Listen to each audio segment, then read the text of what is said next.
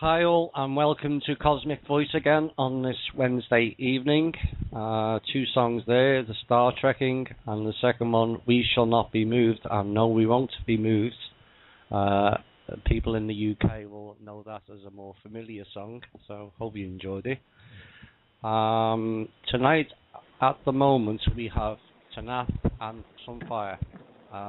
Drake may call in later, we'll see. With that, I'm going to hand you over to Tanaath, see whether she has anything to say first. Hello? Hello? Hi, Tanaath. Hey, I made it home. No strange things on the highway this time. All right, that's good. First things first, I'd like to say something regarding the transcribers and the translators. We've kindly received quite a lot of help. People have offered to transcribe the shows for us, and I'd like to say thanks to them. And we've also received messages from 4 people around the world, Czechoslovakia, Sweden, France, and I think it was Venezuela, who are going to translate all the transcripts into their host language. So I'd like to say thanks to them as well. And if you want to be part of the transcription or the translation efforts, please send an email to cosmicvoiceradio@gmail.com. Unfortunately, right now, I'm not able to help organize the efforts because most of my time is taken up, unfortunately, working in the public sphere. That's good. Another thing I'd like to briefly raise is the issue of certain questions coming up and people saying we don't answer them properly or it's insufficient data. What you have to have to understand at this point is we are in a war, and in war you don't give secrets away or tactics or details, and I would ask people to consider that when asking certain questions. Yes, we've had a difference of opinion over the Tolek Brown dwarf item. My personal opinion is I don't think it's happening. We've stated many times that there's going to be no Earth catastrophe, and that's not going to change. You know, there's a lot of incidents that have gone on whereby the Earth is being protected from solar flares, through the asteroid incident in Russia, and also the Earth wobble and catastrophes to do with expansion as well. So if there was an incoming body, why would they bother to do that? People have to think along those lines and think accordingly. You know, but there's a lot going on. The Vatican announcement on September the 1st about the change in law, and also the Princess Diana thing. You know, and with that, are you ready for questions? Yep, I'm ready. Let's get it on. First question. Please tell us about the progress being made by the Galactic Federation of Planets and Silver Legion in understanding the Archons and in progress in eliminating them from our universe. Eliminating them from our universe is going to take a long, long time. It's not something we can do overnight. We're talking about something the size and scale of a universe that is affected by the presence of these beings. In terms of understanding them, we understand them well enough. We understand their origins, we understand what they are, and most importantly, we understand how to destroy them. So I hope that answers your question. Is it true that the timelines can no longer be viewed by those like the remote viewers after the end of 2012? No, I don't think that's true. I know that prior to 2012, trying to look at the 2012 event basically brought up what was called the White Wall. Since then, there have been people who are able to remote view.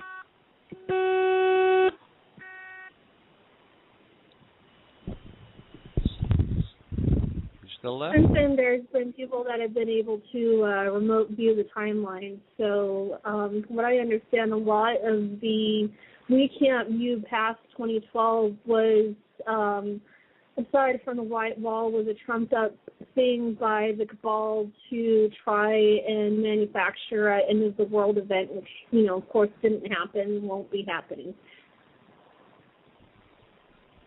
Okay. Are the benevolent ET, Galactic Federation of Planets, and Andromeda Council also blocked from viewing beyond 2012? No. Nope. How fast can a timeline change? A timeline can change in less than a femtosecond. It can change in a literal instant. It all depends on what happens. And sometimes you can actually change from one timeline and jump like multiple levels of timelines. Or is that both negative and positive timelines, or just one way? That could be either, though I have to say in the last year or so, most of the shifts have been very positive. Yeah. Right. Are you able to explain the difference on magic and psionics?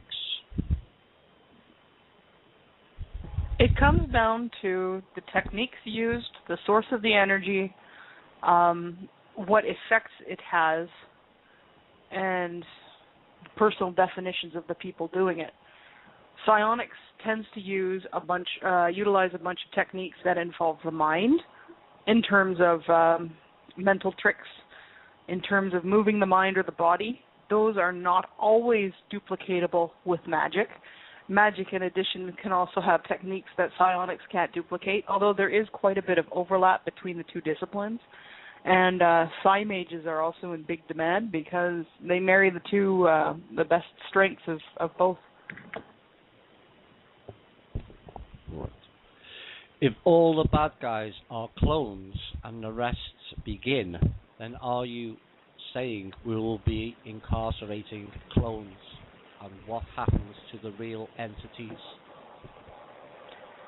Well, they're not all clones. A lot of them are, at least a lot of the public ones are. I don't know what's going to go on in terms of what happens to the real ones. I imagine it would really center around what they're actually guilty of. The actions of the clone can't really be blamed on the original, especially since clones do what they're programmed to or what their handlers make them.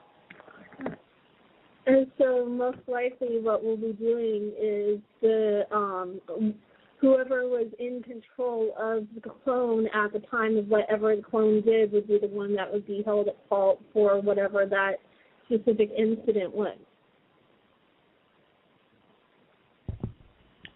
Okay.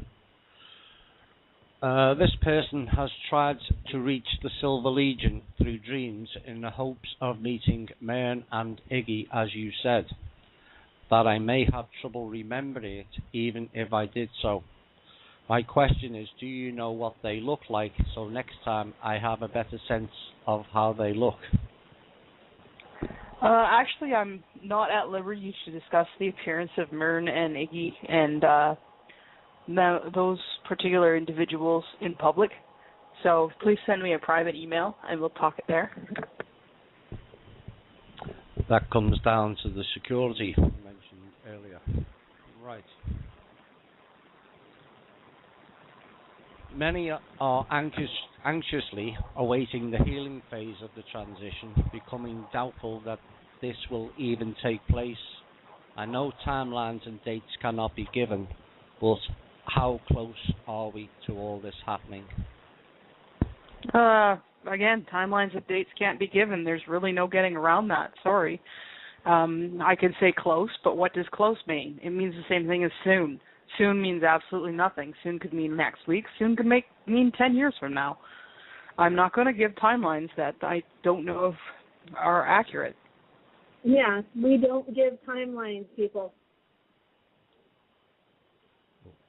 Okay. No matter how you ask the question. Yeah, it doesn't matter how many times you rephrase it. I'm still not going to give a date to you. Yes, and that's been fairly consistent right through. This one's to Sunfire. I used to read your responses on John Kettler, and I read that you said that North Carolina would be situated to receive a climate similar to Mexico's.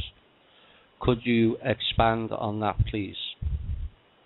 Well, in general, the entire planet is going to, within a certain period of time, gradually shift to a global Mediterranean climate as the poles are going to, the tilt of the planet is going to be correcting. And so when that occurs, and with all the all the things that are going to be going on with the transition coming up, that will have the planet shifting towards a global Mediterranean climate. There will still be some of the highest mountains will still have snow on them, but generally it's going to be like, the weather is going to be very similar to what you see in Greece, Italy, Spain, that general vicinity on a planetary-wide basis. Right.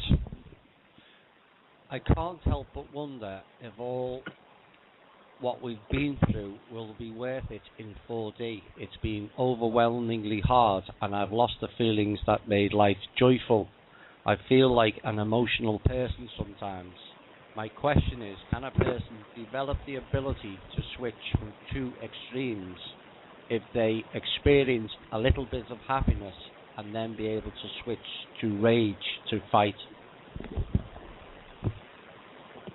I really don't understand the question. I think it's the change. Will they still have the same emotions in 4D? You'll have a wider emotional range, and the negative emotions will be blunted, and the positive emotions will be emphasized. Okay. The Cabal Illuminati began as a few bloodline families and expanded over the centuries.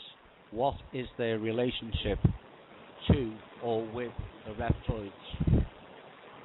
And most of these bloodlines, reptoids? they're descended from reptoids. They're hybrids. Most of these bloodlines come out of specially selected families that were selected by the reptoids, genetically modified and interbred within.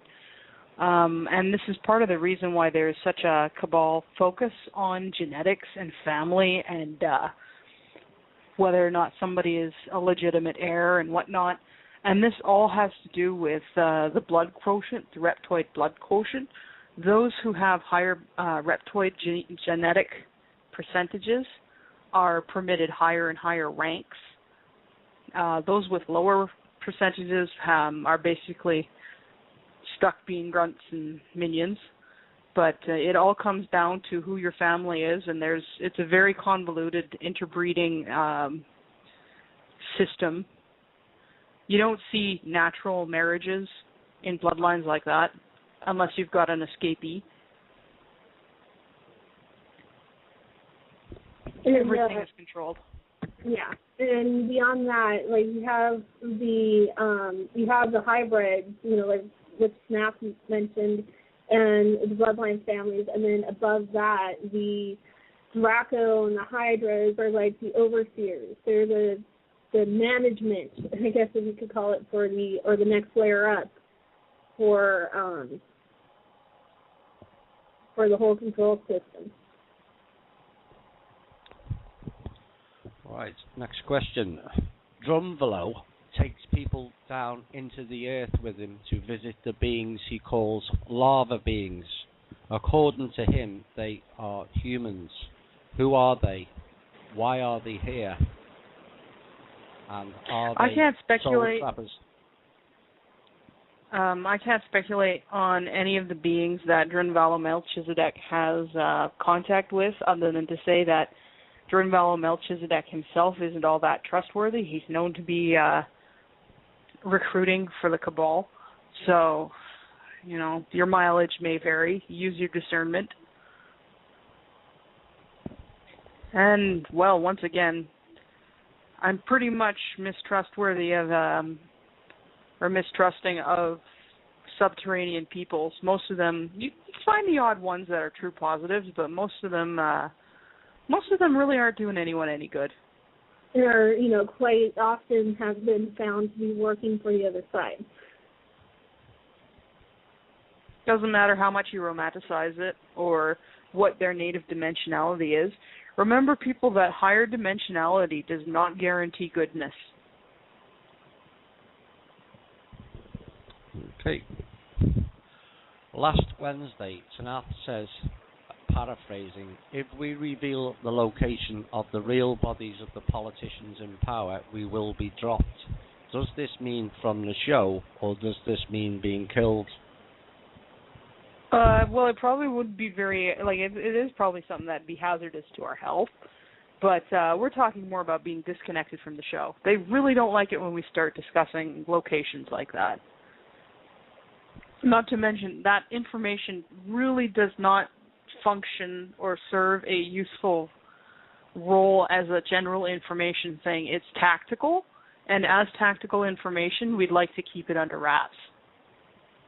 Yeah, because as Thomas mentioned at the beginning of the show, we are still in the middle of a war. And, when you're in the middle of a war or in the middle of a game, you don't give your playbook to the other side. Right. Tanaath, on the last show, you said that positive and negative can exist in harmony without evil. What is the difference between negativity and evil? Negativity is, in its nature, consumptive. That means that it requires more energy than it outputs. Positivity is additive or generative. It produces more than it requires. Positive and negative can coexist quite easily, with negative taking up the excess and positive producing a lot of it. Evil, on the other hand, is gratuitous cruelty, gratuitous tyranny, gratuitous atrocity, basically all the terrible things. There is no need for that within negativity in and of itself. Negatives can actually exist in harmony. Yeah, there's a lot of, we have in the Galactic Federation of planets, we have a very nice balance of positives, neutrals, and negatives, and they coexist perfectly fine without any problem. It's just that the particular flaw that causes evil tends to favor, or I guess you could say negatives tend to be the favored tool. It isn't necessarily the fault of negativity. You occasionally see evil positives, but it's rarer. It's just that it's easier for evil to leverage that consumptive state. And that's when you combine the evil and the negative. That's when you get regressives like the Draco, the Hydra, the Graves. And they are regressive. Part of the whole thing about them being evil, regressive, and consumptive is the fact that if you take a Draco or a Hydra at a base state as everybody else, over time, while other people progress, they'll go backwards. They'll lose tech and lose techniques and abilities and whatnot over time. And spiritual evolution. Yeah, they devolve instead of evolve. Right, okay. I heard Earth-like planets are mostly considered females. Is this accurate, and why? Yes. I have no idea why it is, but for some reason, most suns are male and most planets are female. Who gave Mother Earth her name? The first humans who were here, or the creator beings that created Mother Earth for us? I guess it would depend on which name you're using. She's got so many names, right? Some of them are applied onto her by other beings, whether those are other humans, whether those are us from down here, whether those are other beings out there. And her own chosen name is actually Mita, or Mita. I'm not too sure how to say it. Mita. Okay. Blog Talk is having fun and games with the mic again, I believe. Right. Why does Mother Earth have several names? I think we just answered that one. A well-loved child has many names, as my mother says.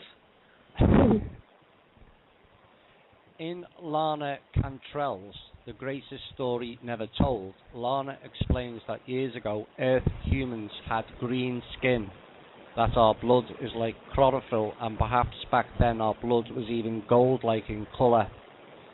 Who are these green-skinned gods? They're not gods, for one. No, not all of us had green skins. I do believe that Tolkien discusses a particular green-skinned progenitor race that it was part of the 24 or 26 or whatever it was human species that helped contribute to the Earth project. We don't have a single origin. People need to really get this through their heads. We have 24 to 26 separate species making up our origin. So yeah, some of them are green skin, some of them are not. Some of them have pointy ears, some of them have round ears.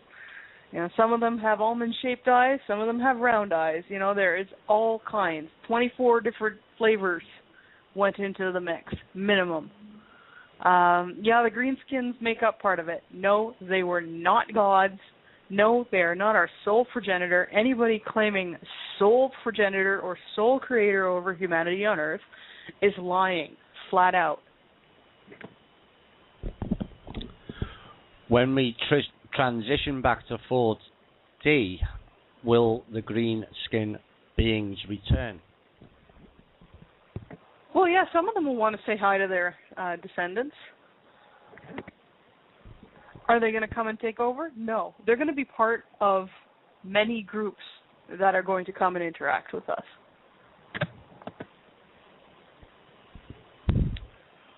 Were the Greek gods ETs, and if so, where did they come from? They were 11th and 12th dimensional god or mini-creator type beings. And they came from, well, I guess they were extraterrestrial in that they did not originate on Terra. So, yeah. And a lot of them probably even originated outside of the universe originally, because it seems, I don't think in all situations, but it seems like at least with this universe, the majority of what was the mini-creator beings or the god beings originated from an extra-universal point of origin.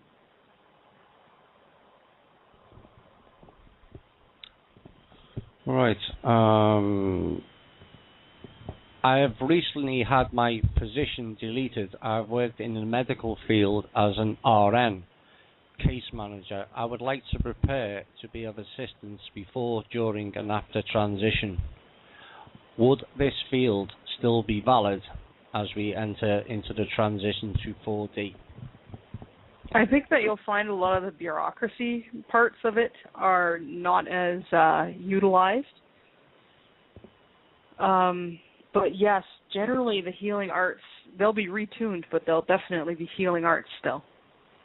Yeah, definitely. And if you want to expand your healing knowledge, I suggest looking into color, sound, crystal, light healing, any of those, healing with herbs or homeopathics, massage therapies, any of what would be considered natural or alternative type of healing, acupressure, acupuncture, energetic healing like prana healing, healing with the chi energies, and stuff like that. And in the meantime, I know from past experience when I studied forensics that coroner's offices will always hire an RN. So it might be something, look into in the meantime. What is the precursor to the event when we will meet extraterrestrials? Or what needs to happen before? Man, which event is this? I think it's the event that Cobra has been talking about that, Cobra's full of crap anyway, so. Right, can't comment on any of Cobra's material other than to say use your discernment. He ain't working with us. Sorry, he just isn't.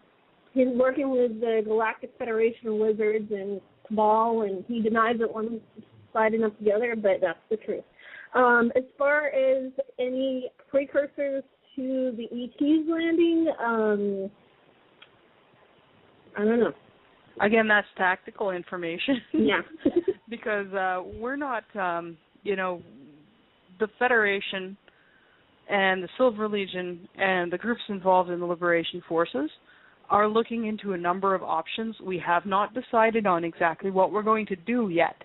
So it's still open, but chances are it's not going to look like a stereotypical disclosure event, meaning that it's probably not going to be talked about on CNN, and you also probably won't have to take some official's word for it, because we're going to emphasize personal face-to-face interaction over something that somebody can easily dismiss, like, oh, friend of a friend of a friend said. Yeah, our focus is on connecting and reaching out and contacting the civilian population. We know the governments are corrupt. Yes, if you want official disclosure, it's been going on for years. It's just that it's not happening in the form that people expect it to. It's still being marginalized by the general public at large, so people assume that disclosure hasn't happened just because things are well hidden. Well, get out there and do your research. You'll find disclosure has been going on for years. Yeah, if you guys go on YouTube, research the keyword UFO, MSM News, you'll find that there has been hundreds of mainstream network news and primetime news channels that have covered UFO sightings. There's the FBI, the British Ministry of Defense have both released a lot of documents on UFOs. There's been even an article that was done, I believe, on NBC about UFO sightings. So, and there is a defense minister in Canada. Paul Hellyer, I was about to mention him, Paul Hellyer. And despite all of the post hoc attempts to discredit him on the basis of the fact that he is speaking about UFOs, here is a highly ranked member of the defense industry who is publicly disclosing this material.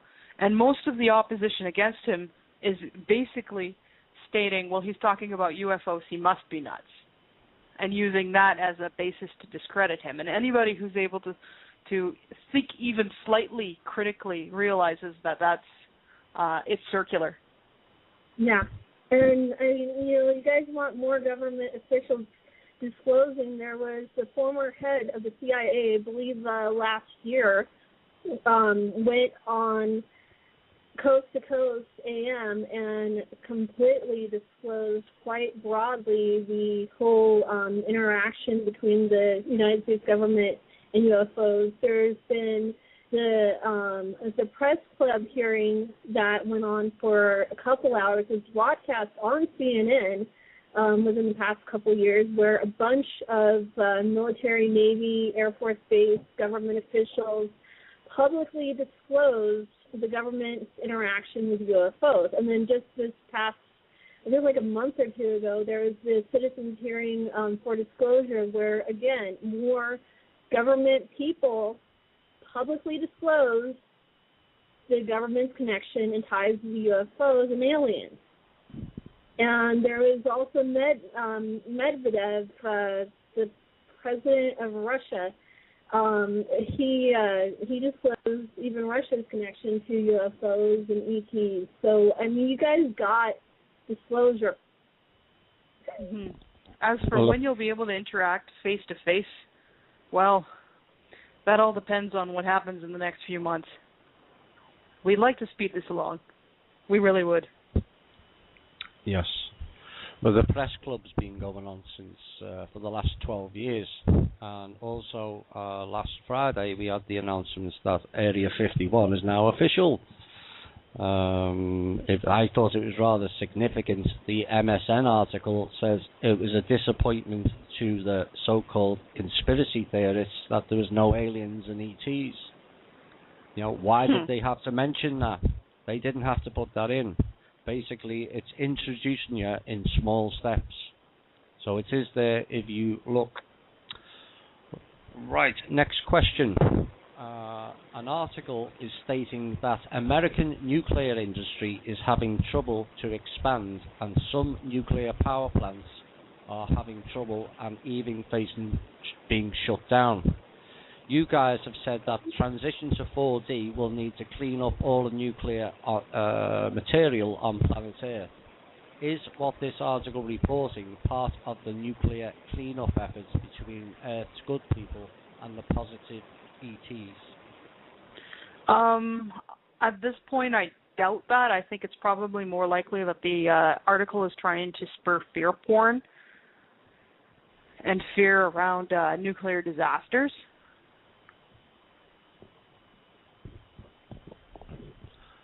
How about the nuclear plants all around the world? Are those eventually going to be shut down too? Yes. Yes. Nothing nuclear will remain. And this is the kind of thing. It's kind of like giving switchblades to 3-year-olds, right? You don't do it. yeah, or giving a flamethrower to a toddler. It's just not a good idea.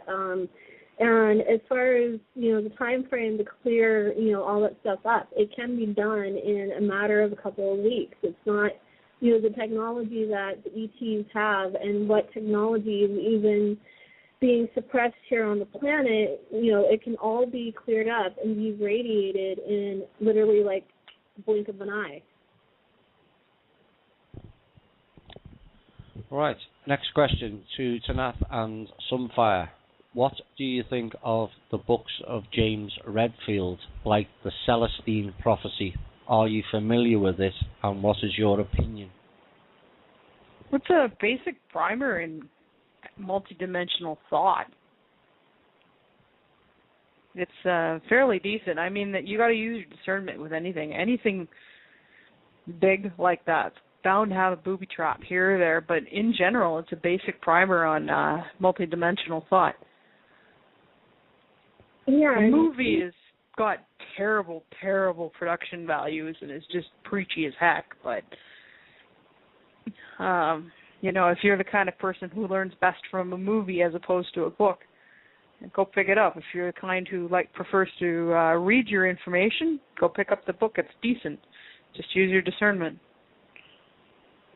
The multidimensional thinking is one of the methods and techniques that Kyla from Procyon emphasizes the need to embrace and develop in the 2 articles where it's covered that he spoke to another lady down here on the surface, and was one of the best and strongest forms of defense against the Dracos and the Greys is multidimensional thinking. Breaking out of that, there's only 3D and nothing else, mindset. It's really important. Right. There are a lot of predictions of upcoming Earth disasters, from mild solar flares disrupting electricity to as bad as everything burning. What can we actually expect?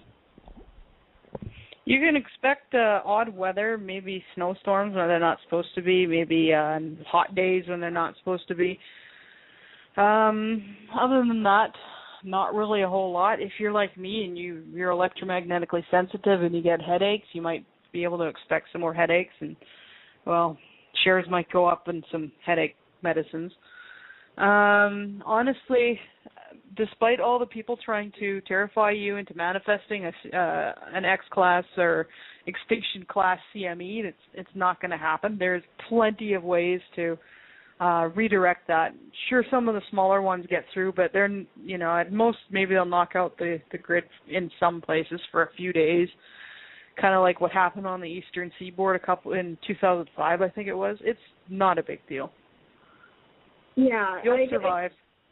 I can't emphasize this enough, and I know Thomas spoke at the very beginning of the show tonight. There will be no mass casualty or catastrophic events anywhere on the planet. And your tech toys will survive at least up until transition. Your cars will keep running. I would recommend, though, and I would recommend this as somebody who lives in a place where blizzards routinely come through here in the winter. I have food and water and warm stuff to keep water liquid enough for 2 weeks. I recommend that everybody have what they need to live for 2 weeks on hand. I'm in a little apartment without a lot of storage. I stack water in my closet, underneath my my shirts that don't hang all the way and stuff. Find a place to keep it. Even use it as a place to put other things to rest. You can prepare, and don't think you got to go out tomorrow and buy everything in one go. I built my little collection over a couple of months, and I rotate it too. When something gets a little too old, I eat that or drink that and bring in another one. It doesn't have to be expensive. It doesn't have to be all in one go. It's extremely recommended. The government of Canada even recommends that people have a minimum of 72 hours worth of supplies on for every member of the family and the animals as well. In the case of an emergency, we just recently had flooding in my province, and some people were displaced from their homes for a couple of weeks. Some people are still displaced from their homes. Be prepared. It's not paranoia. It's Boy Scout thinking.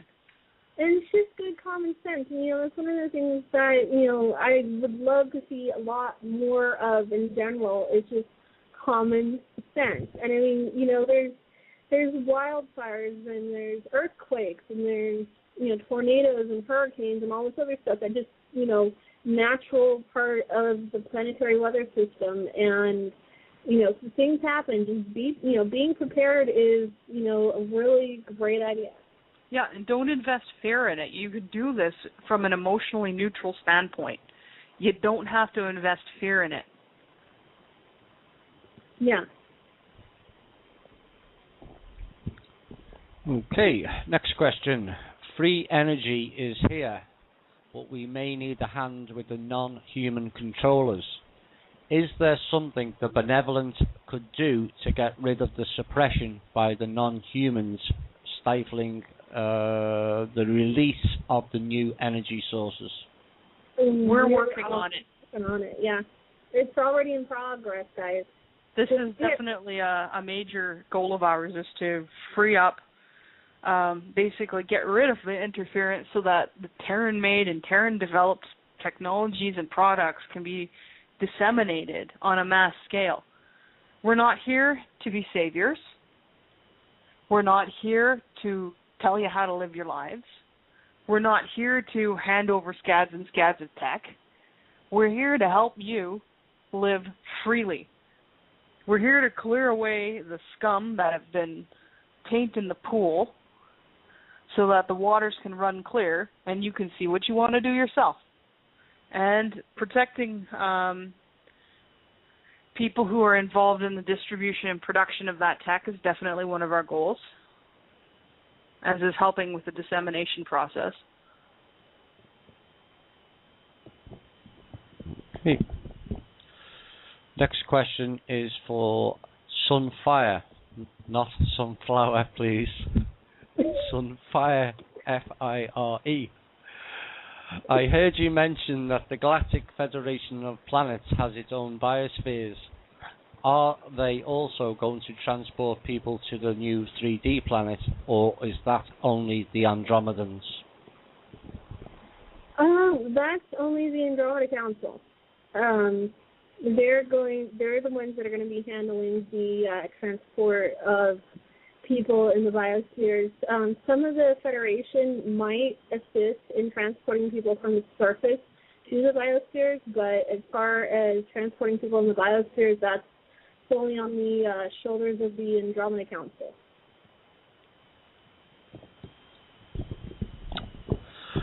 Next question. Do we all have twin flames that were split apart from us at the very beginning when we first came out of Source? And will we I don't think so. Right, okay. So they won't be reunited with them. Well, those who have twin flames will probably have the opportunity to seek out their twin flames, but I don't know if everybody has one. I don't know if everyone wants one. I know a lot of the people who romanticize the idea, maybe they have one and maybe they'll find them, but not everybody has a need for it, right? Yeah, not everybody has a twin flame in that, in that it's a split of your own soul. Twin flame the same as soulmate? No, twin flames are a bit different. Soulmates are, you can have more than one soulmate. Everybody talks about their soulmate because we're so programmed to think monogamously, but you can have more than one soulmate. A twin flame is essentially a fragment of yourself. And these don't always have to be romantic relationships either. Honestly, I find the notion of this person that you are absolutely destined to love and none other, I find it very oppressive. The universe is big, and there are a lot of wonderful people in there. It's okay to love people. It's okay to love more than one person. It's okay to have a long career of many, many lifetimes in which you have many, many loves. You don't have to be bound to one person. All part of the control system. Yep. Well, heck, all this focus on monogamy and whatnot, a lot of that has to do with the disposition of property and heirs. Reptoid control systems. Mhm. Well, hopefully that will end on September the 1st with the change in Roman Cura law. That would be nice. Yeah. I think it would be a long time before Terrans on Earth are comfortable with fully permissive societies sexually, though, and relationship-wise. And, this society may choose to remain mostly monogamous. There are cultures who do. It's a very cultural thing. But even here on this planet, we have multiple cultures around that.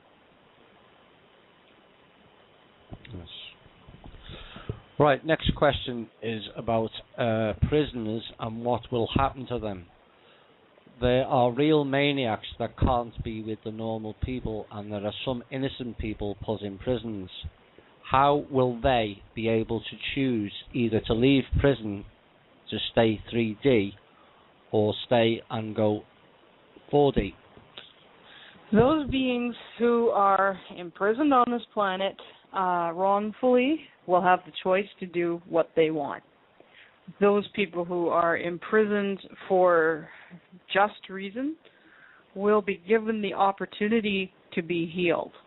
If they refuse healing, chances are they won't be permitted to go cause more trouble. I'm not entirely sure what the whole process is there, but they're not about to unleash murderers on society or rapists or anything like that. Yeah, definitely not. We're not going to make such a foolish mistake there. And yes, they do have ways of telling for real whether someone is innocent or guilty. It's not a he said, she said thing like it is down here. Yeah, and it's also a difference of determining what the person is actually responsible for. Those that are like serial killers, rapists, that kind of thing are in a totally different class versus somebody that stole a loaf of bread to feed their family. Or somebody who's been put away for 20 years smoking pot or something like that. There are no personal laws governing personal use of intoxicants of any variety. in the Galactic Federation of Planets. Yeah, it's kind of like, that golden rule, They don't punish victimless crimes. Right. So it's common law then? Yeah, it's very common law. Right. I recently had a dream in which I was suddenly standing face to face with a grey-like being, but it had a more bluish-grey skin tone. It was a bit taller than me, and I'm 5'9". It felt very hostile, but I haven't noticed any effects from the encounter. What kind of being was this? And if you are able to say, where did it come from? And finally, how do I know it hasn't influenced me in some way that I'm not aware of? Okay, we'll start with these one at a time. Start with the first question again. You pile too many questions on me, I lose them all. What kind of being? A bluish-grey skin tone, about roughly 5 foot 9. Okay, so it's a grey type being. Yeah. I don't know exactly what kind, because there's a lot of them, just like there's a lot of different kinds of humans, there's a lot of different kinds of grey. Most are known to be or presumed to be hostile. What was the next question? Where did it come from? You've answered that. How do I know it hasn't influenced me in some way that I'm not aware of? That's a little harder.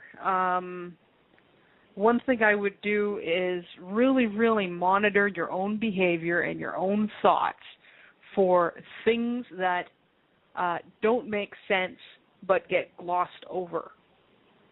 Watch yourself for anything that's sort of deviating from your norm. If you find yourself doing stuff that you wouldn't normally do and you catch yourself at it, it might be the result of tampering.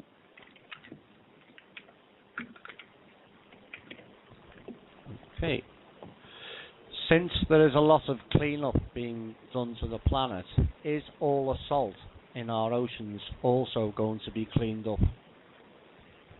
No. The oceans are going to remain as saltwater oceans, but there will be technology that I know exists here on the planet for desalination purposes. However, all the contaminants, like, the nuclear waste and all the bad stuff and everything else, like the Pacific Gyre and everything else that is contaminating the oceans and lakes and rivers and that sort of thing, that is in the process already of being cleaned up and will be cleaned up more thoroughly as is possible, and definitely before this transition. I do believe in the process of a few thousand years, the oceans will become less salty and eventually become sweet. You can't do it overnight, largely because it's too shocking to many of the plants and animals and other life that have evolved now, have spent so much time with saltwater oceans that if you just take all the salt away, they die. So this will give them a chance to change. Yeah. Is it true that the sea used to be fresh water and not salt? Yes. Yes. Any idea of the timeline of that? No, I don't really know the timeline on that. From what I understand, is roughly about 25,000 years ago, they started the process of salting the oceans. It was done gradually over a lengthy time in the instance that you control the water on a planet, you control the population. It was another control method. And that was done by? The reptoids. Question to Tanaath. Possibly the reptoids. Go ahead. Sorry, carry on. So I was going to say, possibly a combination of the reptoids and Anunnaki, but as far as I understand it was done by the reptoids. Question for Tanaath. Do you have a personal replicator in your home? In my human home? No. that would be useful. That would be very useful. I probably would not need to work outside the home if I did have a personal replicator. So, no, I don't. Does Sunfire have a website? I don't at this point in time. I know the Galactic Federation of Planets is planning on having a official website. There is no official or unofficial website for the Galactic Federation of Planets at this time, but it will be something that will be done in the future. I don't know when yet. But aside from these radio shows, there is no actual internet presence for the Federation. Right. Will all present religions continue to function after transition in 4D? That would be an unlikely feat. Simply put, too much surrounding transition basically makes these things self-evidently false. Yeah, considering that the planetary population basically outgrew the current world religions about 457 years ago. And definitely, yeah, when, as disclosure continues to happen, as the reintroduction of our extraterrestrial ancestors occurs, as the transition kicks into even higher gear than it already is, and especially once it makes the jump from 3D to 4D, yeah, it'll definitely become self-evident that that stuff is basically a lot of horse hockey based on false stories. And this is not meant to be disrespectful. It's just that it's not true. Yeah. From what I understand, the closest, and not saying that they are, 100% accurate, but the closest to the spiritual, I want to say spiritual systems that are among the positives would be your Zen Buddhism and Shinto belief systems. But Morrissey once said that it's not about what you believe, but why you believe it. Yep. For instance, if you're believing something out of fear default, you're not doing yourself any favors or anyone else. And also, nobody has the right to threaten anyone else with doom or hell or anything else for having the quote-unquote wrong beliefs. That's just not kosher. Yeah, exactly. Right, we're at the top of the hour. We're going to play two songs. It's around about 8 or 9 minutes. And we'll be back with more questions after that. Hi, and welcome back to the second hour of Cosmic Voice with Tanaath and Sunfire. And we'll go straight into the questions again. Right. Is there an entrance to the inner Earth at the North Pole, as stated by Admiral Richard E. Byrd?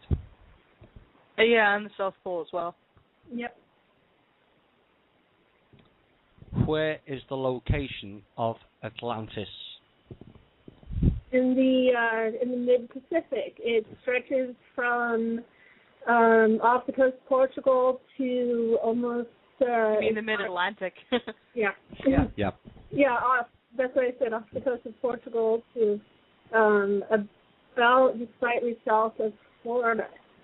The sunken continents in the Pacific are most likely Pacifica, Mu, or Lemuria. Yeah. Sunfire knows more about the locations of those than I do. Yeah, Mu, Pacifica, the name's kind of interchangeable there. That's the main continent, main sunken continent in the middle of the Pacific. Lemuria existed prior to Mu, and sits about where Malaysia and Indonesia are. And there's another continent called Romania, which sat between and stretched into partway into Australia, but it sat between Australia and India. And then Syria, which sat in the Mediterranean basin, and the ever famous Hyperborea, which was the capital city of Seoul, and Seoul is now known as Greenland. Okay. There's a total of 7 old continents as far as I remember. Is there a timeline for that?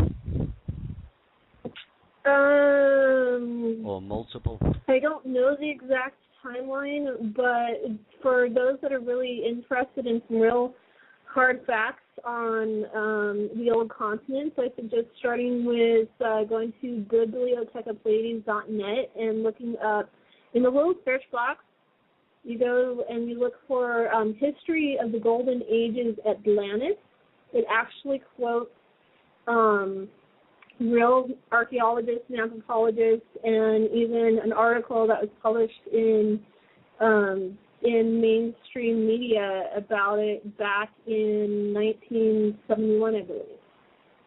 It's a good place to start. And then also look up a book by Brad Steyer called Worlds Before Our Own. Okay. Is there anything obvious that everyone can easily notice regarding the transitioning to 4D? Well, yeah, the actual transition itself is going to be pretty darn obvious. As for precursors, well, take a look around you. Things are changing. Yes. Yeah. Oh, right. The good one is all the, everybody keeps screaming about all these massive animal die-offs. Most of those are because the animals are transitioning ahead of the human population.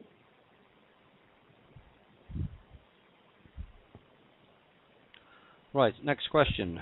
Did prehistoric matriarchy really exist? If so, what caused it to rise and what caused it to fall?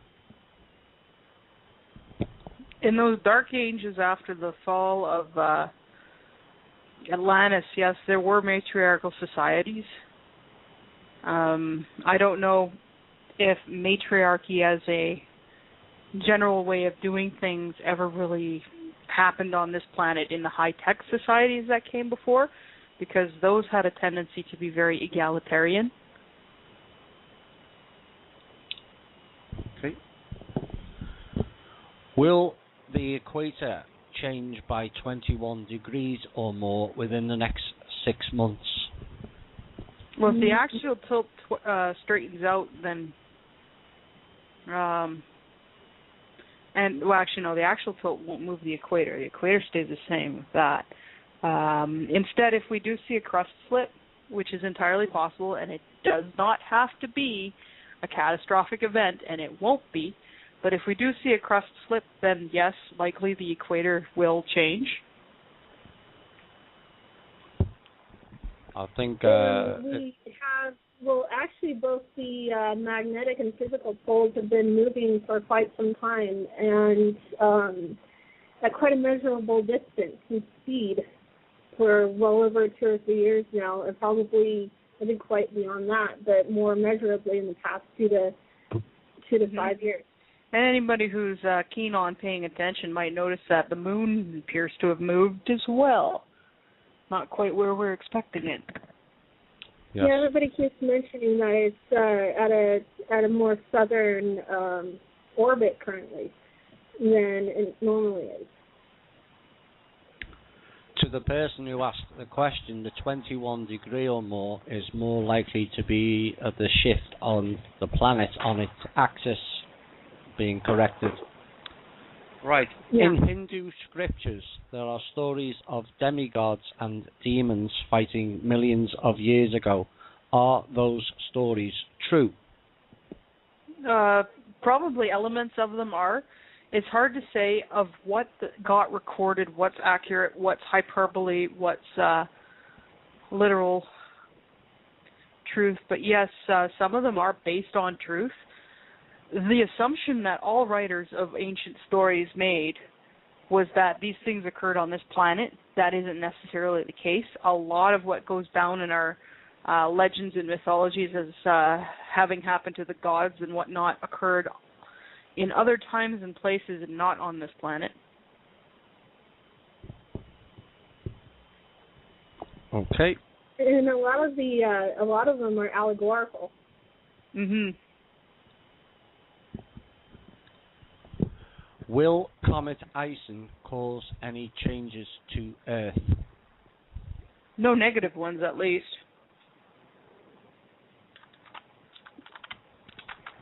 Will Cabal turn off the internet within the next 6 months? They better not. I don't know what I'd do without Reddit. Let's put it this way: as far as the Federation is concerned, if they try, we'll turn them off. Exactly. Will we have 2 suns in the sky after transition? We already have 2 suns. The solar system was originally a trinary system. It's currently a binary system. And I mentioned this before on one of the previous shows, that the second sun that has been in the solar system for a long, long time is not visible to Earth, because Earth's atmosphere cannot handle the onslaught of radiation from 2 stars.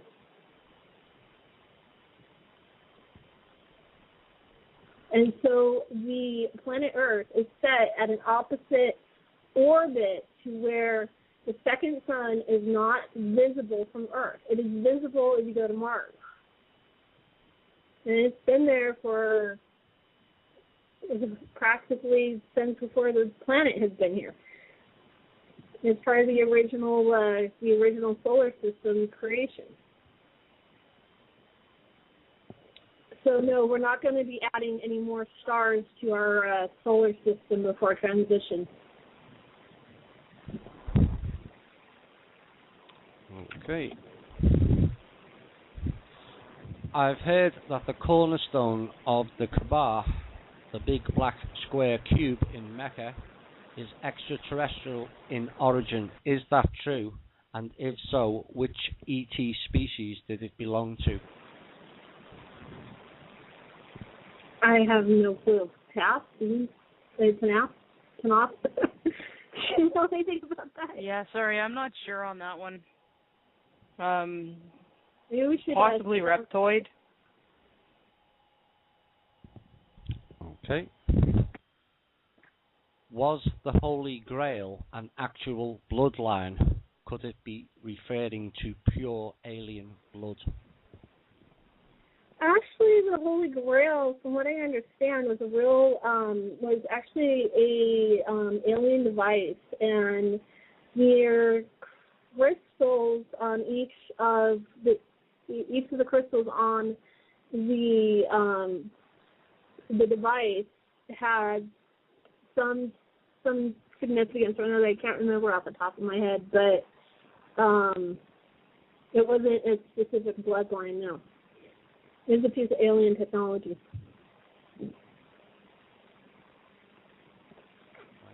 I want the holy hand grenade of Antioch.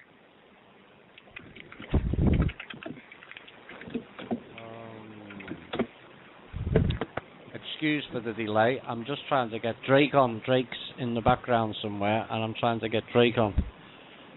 Right, next question. Was Buddha an extraterrestrial incarnate?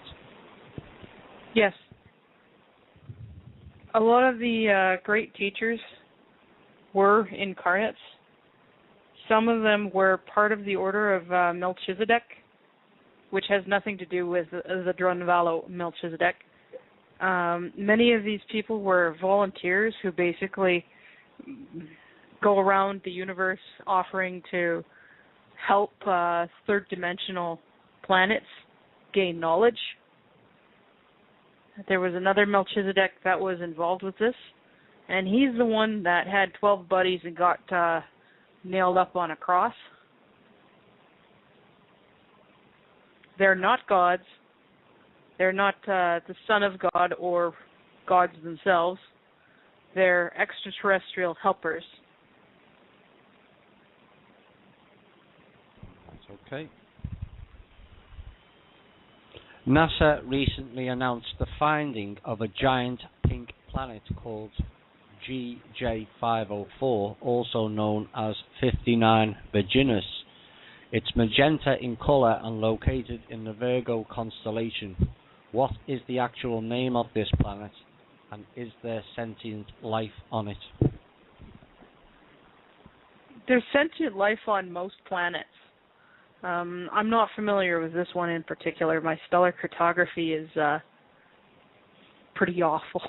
Well, isn't our stellar cartographer hanging out with you right now? Yes, and he's trying to get me the name. Hold on. Hatsiris, it's named. Right, He okay. says the inhabitants are quite friendly.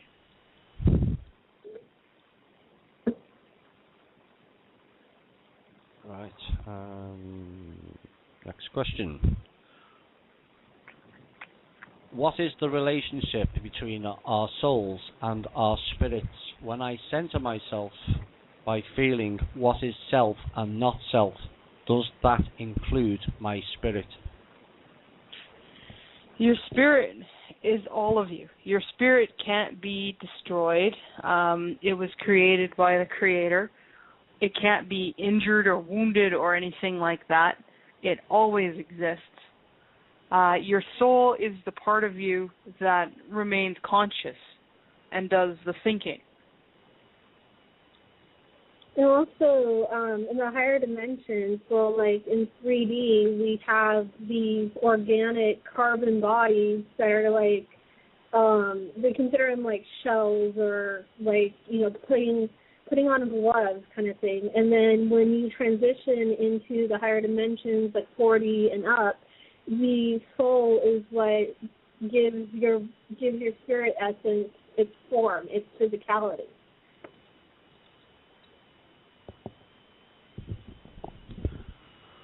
Right. How does a regular, everyday, normal person tell who is a clone and who is not a clone? Well, watch for the blips in programming for the most part. Clones, when they're asked something that doesn't fit into their script, they have troubles with it. Serious trouble. Sometimes it's quite hilarious, actually. Yeah, like when the auto So watch how fails. they deal with the unexpected. Yeah, and then also for those that are capable of seeing the auras, a normal human being or normal sentient being, let's put it that way, will have a full aura around their entire body. With clones, they only have an auric glow around the top of their head, and usually just the very top of their head. This is just because of the varying way that they work. And I mean, there's been some broadcasts I've seen where there's this one, I don't remember the name of the senator, but there was a senator that was killed, and they actually used a hologram in multiple different news broadcasts post the time that he had been killed, and there's video on YouTube of where they caught a couple of the glitches in the hologram, and it was pretty interesting and educational. They've got holograms that can look 3D physical, like if you don't know what you're looking at, that it would be like, you would just be looking at a regular, normal 3D person.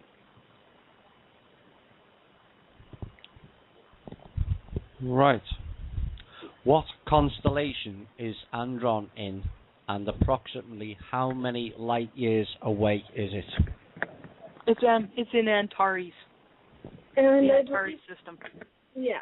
I believe that's roughly about 3,000 light years away, right? No. Or is it 5,000? Let me look up Antares. I think it's closer than that.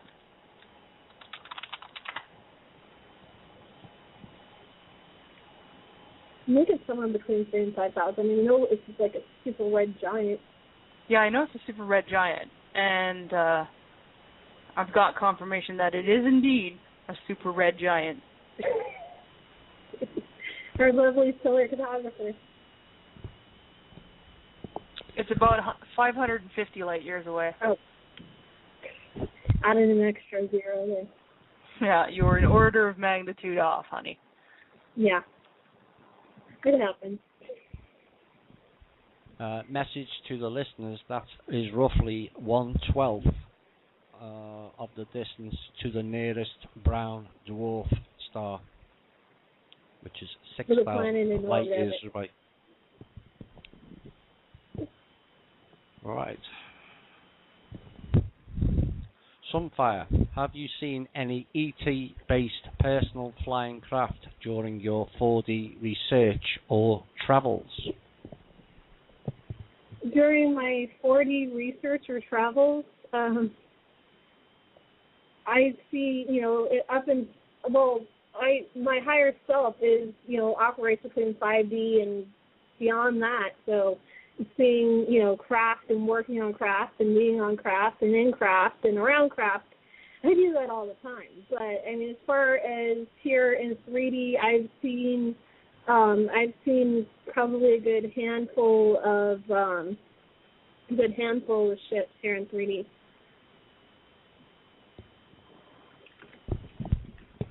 All right. I sure hope the shift happens soon, as I'm running out of teeth to bite my tongue. There is no one to talk about the cosmos around here except my 11-year-old, and I worry that she will be chastised if she mentions ETs or the 4D shift. Is there any advice about how to wake people up? What I suggest is do it slowly and gently. You can start by, taking into consideration that shows like Star Trek, Battlestar Galactica, Andromeda, Stargate SG-1, those are all based on roughly 80 to 95% based on facts. And start talking to the people that are in the sci-fi, really, really, really into sci-fi, and just kind of be like, hey, well, what do you think what would you think if this stuff is actually true, if it was actually real, or if it was actually based on facts? And make the information available. It's very much like Field of Dreams here. If you build it, they will come. Not everybody is at the same level. Not everybody's at the same state of awareness and state of willingness and readiness. Tailor your information for their level. Yeah, you don't want to scare them away by overwhelming them, but, drop a few things here and there and let them come to you. And a good way to get some really good advice is there's an article that was a transcript of a lecture given by Alex Collier, which you can even check this out on alexcollier.org.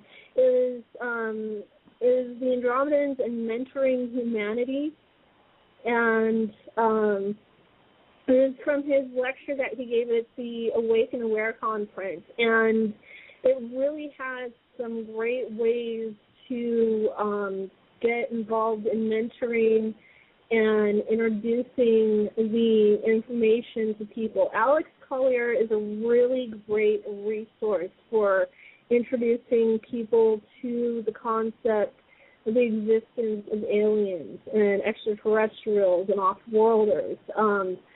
But, take it one step at a time. Don't bombard somebody with it. Right. I'll break this question down. Would it be possible to create a Cliff Notes version or possible diagram showing where the original races came from?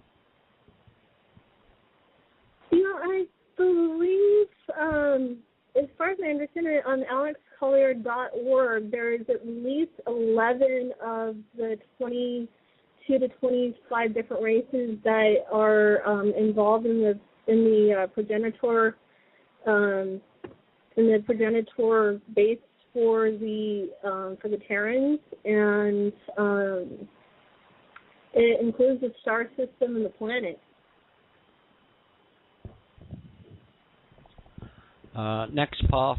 In other words, you have described the combination of genetics and the star systems the Greek people came from.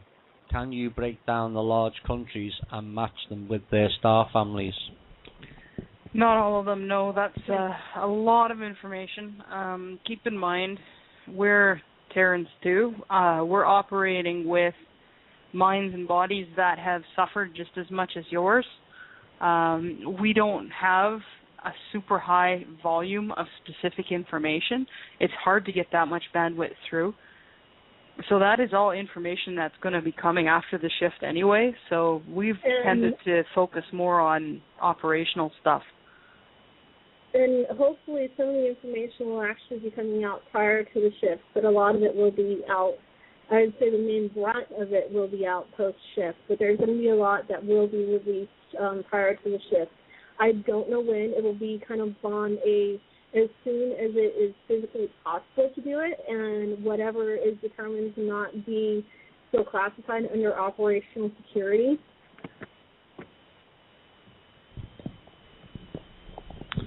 Right. To the person who asked the question, who told you they were clones, that comes under the security and tactical issues again. So we can't answer that one. Right. Will we know the exact date of the Ascension as it gets close, or will we be taken by surprise when it suddenly pops into 4D in one day? From what I understand, we'll be able to, as we get closer, give a rough estimate. We will not know the exact specific date, time, hour, minute, second kind of thing. It'd be kind of cool if it happened on January 14th. I'd be cool with that. Yeah, I don't see it happening in January, but we'll see. Hope so. Yeah, I got my fingers crossed. That would be nice. The next question is also a security issue, I'm sorry to say, to do with the Alien Races book and the Council of Five. And we've been told not to release any information on that for the time being. Sorry about that. All I can say is use your discernment.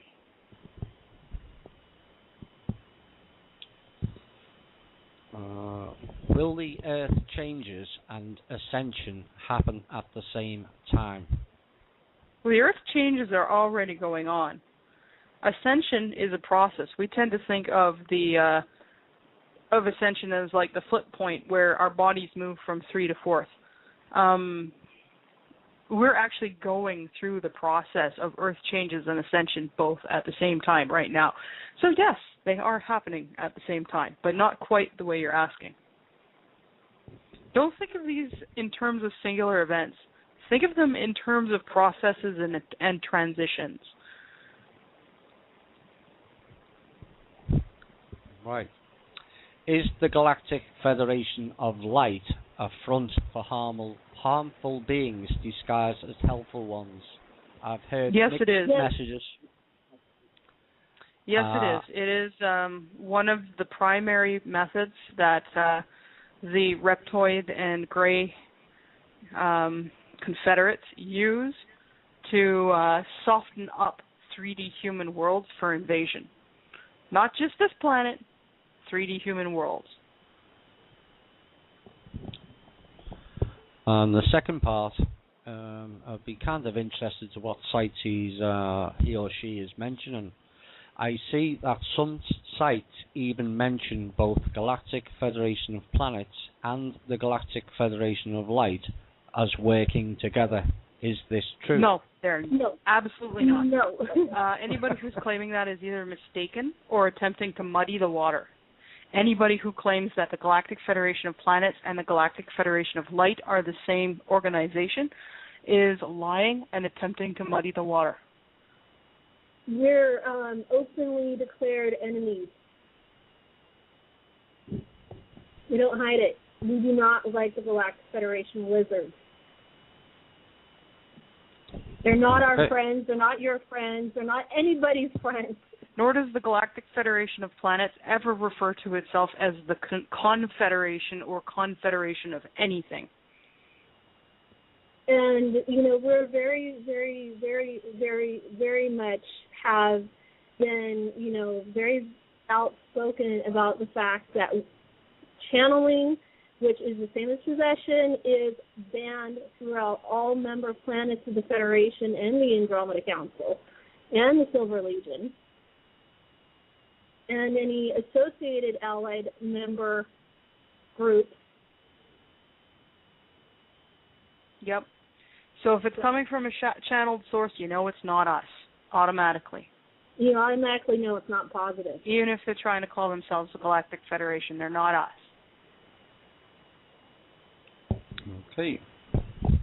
I've seen a lot of criticism of how most groups aren't willing to give dates or prophecies, but the policy of not giving dates, is this due to preventing the negative forces from messing up that timeline? Pretty much. If you're going to announce to the world that you're going to do something on such and such a date, and you're in the middle of a war, well, you can expect that the people you're fighting against are going to do their best to mess up your plan on that day. It's just foolish to go running around announcing your game plan as you're going to the enemy. Also, go ahead. As much as, we consider the people who are listening to this show to be our friends, bear in mind there are people listening who are not our friends. We're giving out information for free on the radio. Of course this is being listened to. You only have to watch and listen and see how often we get knocked off when we start talking about controversial topics to realize that, yes, indeed, people are listening. We're not going to give away any tactical information. That's stupid. Also, the nature of time itself is very malleable, and it's subject to change. Even as Tanaath pointed out, that a timeline can change in the blink of an eye. And, any number of things can change a timeline, can shift a timeline. And especially when it comes to cosmic events like the Ascension or, some of the other things that are thoughted to happen, even the best precogs and time spheres and everything else up there in the higher dimensions cannot accurately predict down to the day, time, hour, even week that a cosmic event is going to happen. The nature of the universe is that, things like cosmic events just are not predictable in a manner and form in which those that, things on a linear time scale can understand. Yeah, you think of time as linear. You think of time as being composed up of seconds and minutes that go by in a regular measurable fashion, and on Earth that's possible. But it's not necessarily something that coincides with the rest of the universe. Now, you can think of this here as being on local time. A second to us might mean an hour to somebody else, and it might mean, an hour to us might mean a second. There is no direct translation there between things. So trying to pin down a date on it, we think of this as being something that's going by in a very regular fashion. But the truth of the matter is there's no privileged observer when it comes to time. There's nobody who can stand and say, my time is right and all of yours is wrong. So it's really, really difficult to say, well, it's going to happen on this date at this time or whatever because of that shifting around and moving around of time. Is it the difference with Earth having a linear time and that not applying outside? We don't have a linear time. We only perceive ourselves as having a linear time. Yeah, exactly. Okay. Linear time was introduced to the planet as another form of control. Yes, we know who that was. Yep. This person is talking about a friend who has cancer, and his friend doesn't know about the transition. He is losing weight, but is getting alternative treatment. Should I tell him about the transition, and how can I help him? Follow your heart. Follow your inner guidance on what you feel is best. I don't know anything about the circumstance. I don't know anything about the personalities involved. Follow your heart when it comes to things like that. I can't tell you to go out and tell someone or not tell someone. If it feels like something that's calling to you to do, then do it. Yeah, and I would say it depends on how open to the concept that your friend is, and there's a bunch of very effective alternative methods out there. Baking soda and molasses is one of the most effective methods for curing cancer. If you think about it, cancer is the Candida fungus. Some people think it is. And there's also, from what I've heard, radionics is another effective method. Do your research, and keep in mind, none of us are medical professionals, and we cannot give you medical advice. But do your research. There's stuff out there. There's suppressed cures. Getting access to them is difficult, but sometimes it can be done. Also, I wanted to recommend you looking up a Tao studying healer. His name is Jerry Wills. You could go to his website, jerrywills.com. He may be another source that will be able to help your friend. But do your research. Or find information. Right. I believe the cannabis oil. I'll say that again. Cannabis oil is good for cancer cures. So again, as Tanaath says, do your research. Right. Will people who have never meditated or even heard of Ascension go into complete shock if this happens to everyone at once? Well, no doubt there's going to be some very, very surprised people. The ones I'm most worried about are actually people who have a very, very entrenched religious belief that is not subject to evidence. Where it doesn't matter what evidence or proof you give them of an alternate explanation, they will not change their minds about their beliefs. Those are the people I'm the most worried about, because this is going to be hard for them psychologically to grasp and to understand. Okay. Right, this person is saying about a year ago he or she started to see what appears to be another dimension around him or she all the time. Can you explain what I may be seeing? Possibly another dimension that you're seeing. Without being able to see what you're seeing, I can't really say. Or without a more accurate description than that, I can't really say.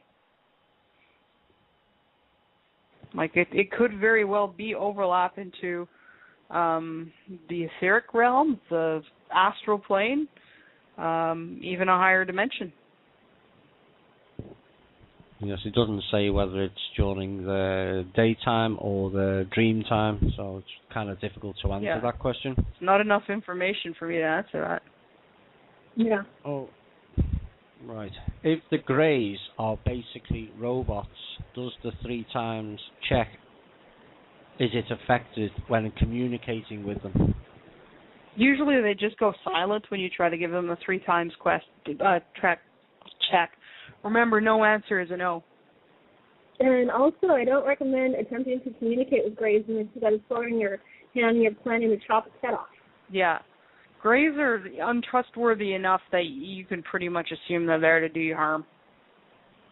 Greys are basically think of them as like a parasitic virus that is infecting the entire universe. They are under extinction protocols by the Galactic Federation planets for a reason, not just because we don't like them.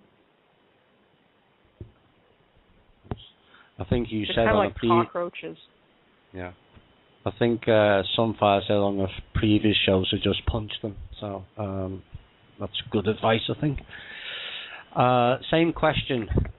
The reptilians can manifest a human form. How does the 3 times check work with them? I don't know how well the 3 times check works with flesh and blood humans. But usually with spirit beings it works. And again, you start asking reptilians and they usually flip out and start acting overtly aggressive. They get really pissed off that you're questioning them. That's a really good indication that they're not there with your best interest in mind. Yeah. Okay. Will we still have a soul contract after the transition? Will it be the same one or a new one? A lot of the contracts that were in existence were violated, so it's really hard to say what's going on with the soul contracts right now.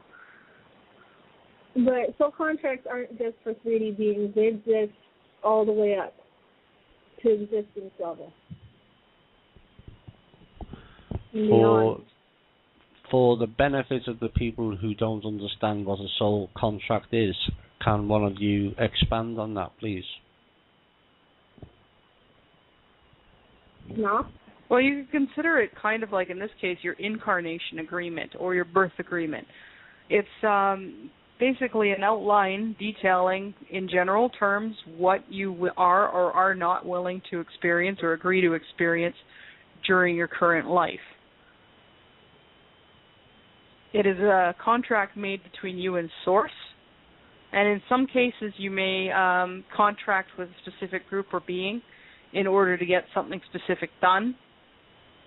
And such is the nature of my particular incarnation. This is under a specific mission contract. So I'm not just doing a general life to learn some stuff. Like, you can't go through this without learning anything. It's categorically impossible. Nobody gets out of life without learning something. But I'm here for more than just joyride. I'm here to work. Right. On the last show, you stated that Obama and many more are clones. Is it just the political people, or are there other? No. There are. We can't go into too much details about who is and who isn't cloned.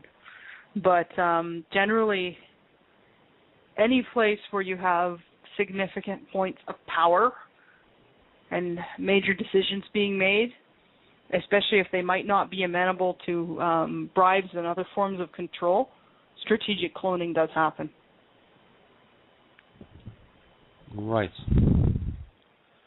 Will traditional Chinese medicine practitioners turn out to be an excellent light healer? Yeah, they'll be pretty good. Traditional Chinese medicine, a lot of it is very, very useful. Some of it, I really don't know how much bear gall and other stuff like that is harvested using rather horrific and inhumane practices. I don't know how healing those can be, considering that the energy of torture would come along with it. But, a lot of the less destructive practices are certainly going to be useful. I think, probably like, the more destructive and the ones that, come out of torturous methods will probably, from what I understand, they'll be given, and taught other more humane methods for achieving the same results. And the second part, do the Silver Legion, Galactic Federation of Planets, and the Andromeda Council need people of that field? Heck yeah. Yeah. We can always use healers in the Silver Legion. We're an army. Sometimes people get hurt. Healers are in great demand. Healers that aren't afraid to go on a battlefield are even more valuable, but we certainly have a lot of healers who are non-combat. That's good to know. Do you have any knowledge of avian that are huge enough to pose fear to dragons? I'm sorry, can you ask that one again? Do you have any knowledge at all of avian that are huge enough to pose fear to dragons? Pose fear to dragons. Well, most dragons are characterized as being pretty darn fearless. It seems to be a species characteristic. There's but a second yes, there part are... that might help you with this. Are there any such positive birds around that will fight against the negative reptilians? Oh yeah, there are some avians whose maximum size can be larger than the galaxy. And the particular race I'm thinking of is very, very positive. They're not exactly chasing after dragons, though, unless those are bad dragons. Remember, dragons are like humans. They can choose whether to be good guys or bad guys or just guys. There is though as Tanaath was mentioning, there is what we would consider a natural enemy of the, especially the Draco, the Hydras, the other regressive reptilian-based beings that they're considered avianoids, and roughly speaking, at the smallest in their bird form, they're about 2/3 the size of Terra, but they can get much bigger than that. And in their more humanoid form, the average, the smallest they can reduce their form down to is between 18 and 20 feet. But I can't release what the name of their race is or what planet they're from. They're Galactic Federation planet members, though. But as far as their race and that kind of information is currently classified. But they're 100% positive. They're really nice guys. Yeah, we love them. Is there a method to ascertain if we have the real version or the clone version? We addressed this earlier, did we not? Yeah. The best way is to watch their behavior. How fluidly and normally do they act? When faced with something unexpected, do they stutter and try to revert back to a script point, or are they able to handle it in a natural way? Those are your real big tellers. And again, if you can see auras, the aura is also another teller.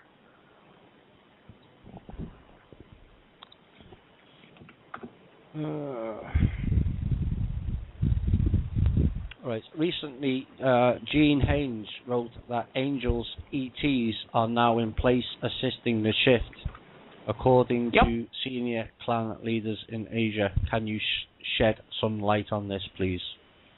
Yeah, they're talking about us. Yeah, well, and also there's ones that are on the surface, and I believe Drake said when he was asked about this question before that he's not at liberty any more than we are to disclose who these individuals are. But some of them are definitely Silver Legion and allies. So as far as the other ones that are on the surface, Drake said before, and it still stands, we can't release that information. No. Yeah, to the person who asked that question, the rest of it, who and since when are they in contact with, cannot be answered, as just stated. And because Drake's not here currently, I'm not too sure whether I can answer whether Neil Keenan actually knows about it personally. Right. What does it mean when the Greys say eloot, eloot, eloot? ELOOTE. I don't consciously know Grey, so I couldn't tell you. Neither. And, generally speaking, I don't wait long enough for a gray to even get a word out before I chop their head off. And I don't advise anybody else does either. If you see a gray, kill it. There you go. Or run away. Yeah, or run away. Can you please tell us more about the Archons? Have we got rid of them?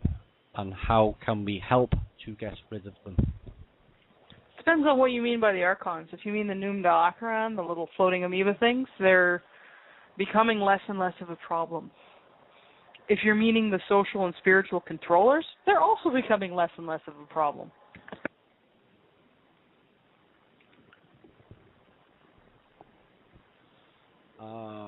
You said that the solar system's other planes are also inhabited. So who are they? How did they come here? And are they helpful? Most of them don't really want anything to do with what's going on here. They're staying out of it. Some of them have been causing problems. I'm not at liberty to discuss who.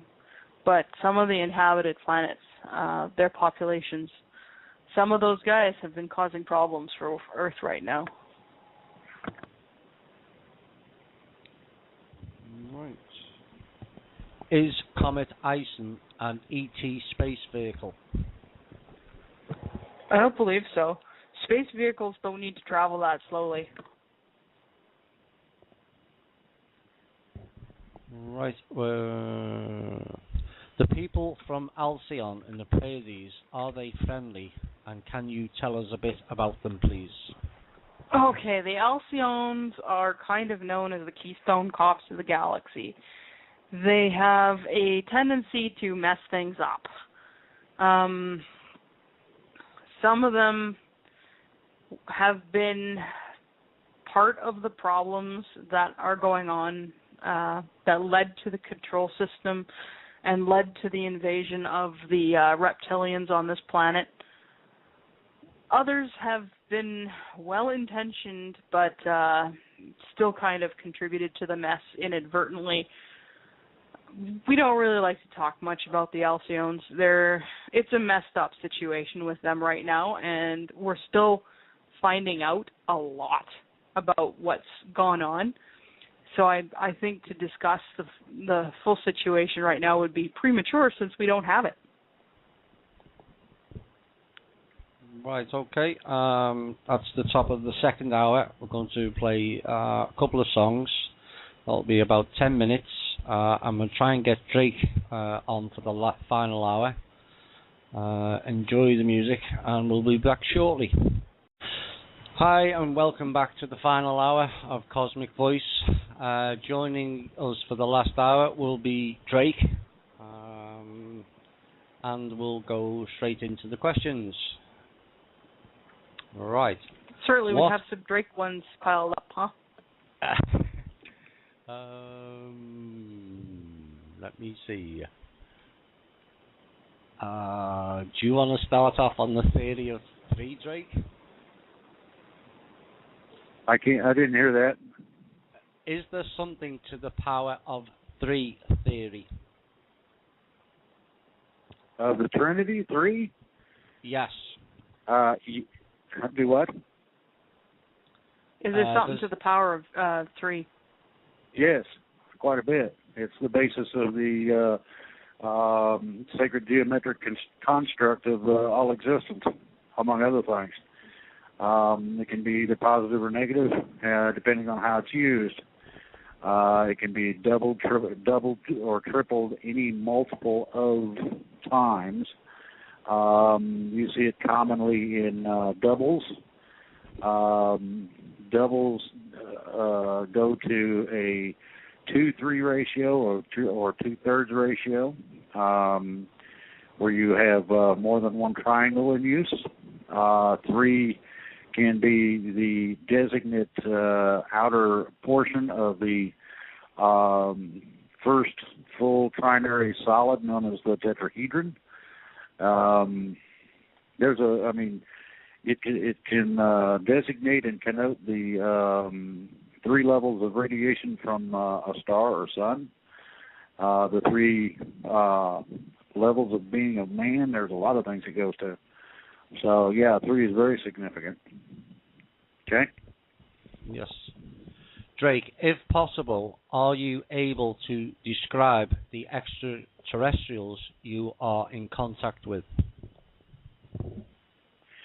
Several of them look pretty much like we do. Some considerably different. It would be best for everybody to consider simply this. Introductions that are coming up soon will be made by people that look like us.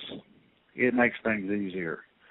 Then, as well, the introduction at a slightly later date, after somebody's comfortable with that introduction, then you get into people that are similar to us yet different. They may have the attributes of, say, Spock. That's not uncommon, as well as some of the other races that were presented on Star Trek, the Klingons, as an example. And yet, once you get used to the idea that there are entities that simply developed in different ways, different traits, you get used to it. When you start getting used to it, the acceptance level goes up. And that's primarily what this is, one of the reasons for this show, and one of the reasons for the explanations, is so that people can understand that there are things out there that they have not been told about for varying reasons. And yet now is the time for the beginning of the disclosures. This gives information so that you're not afraid of dark or darkness or the unknown, and also gives a person an opportunity who does not believe at all. Well, okay, I heard this. Okay, that's fine. I'll believe it when I see it. Well, when it happens, then a majority of those people who would have that particular take on things would adjust more toward the positive, like, wow, that's different. Okay, I wonder if they're really like they say. And you holler over, hey man, you want a cold beer? And this entity that is different turns around and says, sure, that sounds good. And after you sit on the porch and talk to each other for a while, it smooths things out. So yeah. Right. Part of this question was asked before. I'll just ask you the part that we couldn't answer. Gene Haynes wrote that Angels ETs are now in place assisting the shift. Does Neil Keenan personally know about this too? Yes. Neil's versed in things. Gene and Neil work together very closely, so there's a lot of cohesion within certain personal groups that include Gene, myself, and others. We each have our own personal groups along with what we're involved with others, and so some of that overlaps a bit, and it goes from there. The ideology is the fullest development possible. This gives everybody a combination of information and capability of understanding what's really going on. So, we can all move forward. Next. Can someone give a basic, fast explanation of the workings of tarot cards, and do evil entities use them to manipulate people? Tarot cards. Basically, tarot cards are a focus for people who have the ability to, I guess you could say, tap into quantum knowing. It's a focus for them in order to access that knowledge that they might not be able to consciously grasp. They're a tool. Can other entities manipulate them? Yeah, but it's more common that the person themselves is the one who is making the cards work. The cards themselves are while not exactly neutral, because they usually do have an aspect or flavor depending on the deck, they are nonetheless tools and not conscious things in and of themselves, or at least not as we would consider to be conscious or sentient. If you're thinking of inimical entities taking over divination, your biggest problem is probably going to be, well, any kind of channeling and Ouija boards. Don't play with those things. Those things are really more trouble than they're worth. Seriously. So like the final part, the final part. It's kind of telling that whenever I used an Ouija board when I was younger, I would always put up heavy protective fields, specifically blocking negative entities. Not everyone I knew did this. To this day, I know somebody who has a haunted dishwasher as a result of this. I'm not kidding. His dishwasher, which has not functioned for over 20 years, will spontaneously start making dishwasher noises. It's not even plugged in. But it's very telling that whenever I put up my wards and protections and whatnot, we'd get absolutely nothing out of the Ouija board. It just wouldn't move. So, if I'm explicitly barring negative things that can cause harm and the thing isn't working, that should tell you something. Yeah, I agree. For my family, I grew up around Ouija boards and tarot cards and paranormal investigations and all, various forms of mediumship and psychic stuff and psionic stuff and telepathy and, horse whispering and that kind of thing. And I had, and I know my family has had off and on, a mix of positive and negative and somewhere in between experiences with Ouija boards, but being in a family that we know how to, deal with spirits, even when a negative being would come around, we knew how to handle it. And I wanted to mirror, Tanaath's advice, either completely stay away from Ouija boards or at least, put extra heavy layers of protection around. I remember one experience I had, we were using a Ouija board in a house that we knew to be haunted. The wall behind one of our guests that we had that was participating literally turned purple and cracked right in front of our eyes. Does that tell you anything? Right. So that answers the final part. Can someone get into trouble using these cards? Okay, question to Sunfire. Since you are the diplomat and you said they would love but are not able to land right now, how about they just beam up everybody willing in this group into their spaceships for a joyride? Would you be so kind to ask them if they would do that? Joyriding is going to have to wait until things that actually, until we've actually gotten a little farther with making everything safe on this planet. Like, work before play, guys. Work before play. Oh, yeah, definitely. And right now the Federation, because of the bad guys and their love of abducting people, we've got a moratorium on being, except for extreme medical situations. Okay. But definitely, it would be work before pleasure. So joyrides would not even, be factored in for quite some time.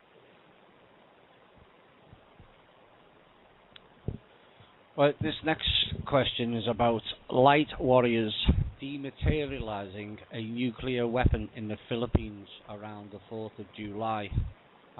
Did this happen? And was it the Silver Legion? If it wasn't, who was it?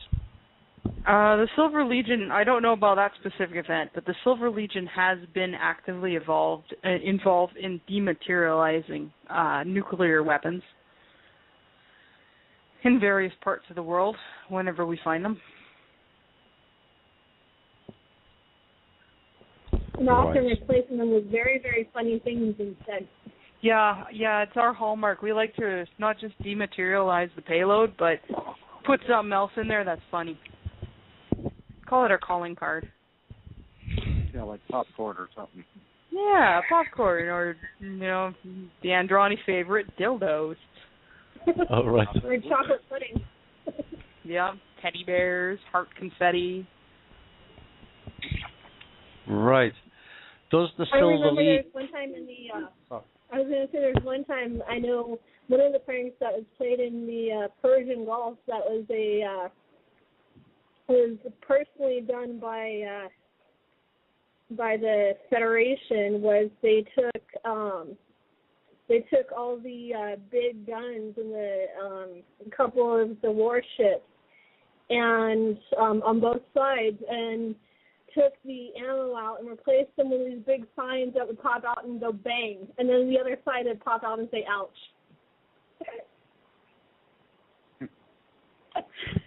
I don't know if the military ever discovered that one, but I was told it was absolutely hilarious. Yep. Right.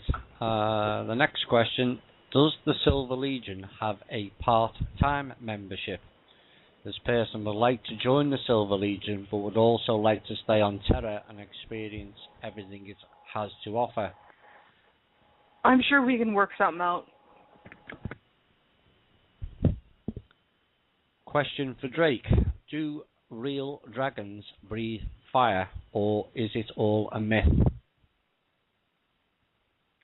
From what I've been able to determine, yes, they do. I have the capability, from what I understand, in my dragon form, but normally I would not bother doing that. The thing about dragons is that they eat strange things like weapons, and it really confuses the enemy when they're about to attack you and you chomp off a chunk of their weapons. Then to go the other step further, size is also a consideration, and dragons of the type that I am are rather large. So most people don't, when they see that, it tends to change their mind about wanting to fight. So there's varieties in there. Go ahead. I'm pretty sure that Drake and I here are the same species. My species also tends to the really, really frickin' huge, interesting diets, and our digestive processes produce a lot of waste heat. Well, waste plasma, which we can vent conveniently over people who annoy us. Yeah. Cool. Are you able to say how the fire is produced? That was one stipulation that was just made. There's a couple of others in terms of dragons being able to cause manifestation of something that is present but not active.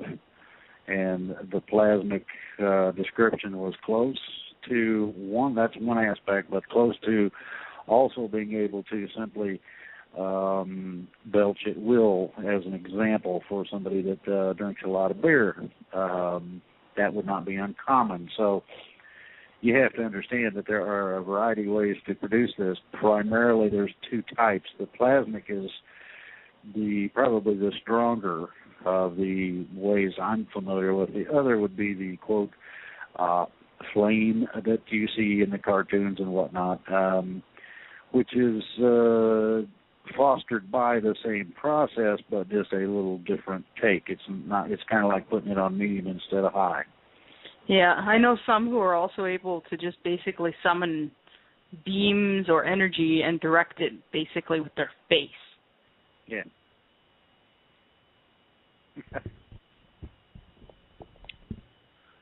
Are any of you familiar with Simon Parkes, a famous UK abductee, and his depiction of how the reptoids, mantis, and greys operate? Correct? Can't say I'm familiar. I've read a little bit of it and wasn't really impressed all that much. Right, okay. We'll move on to the next. If there is no time as we know it in the fourth dimension, how do night and day progress? They still Will progress. I think we've described this quite a bit. Time and its perception are not as we know it here.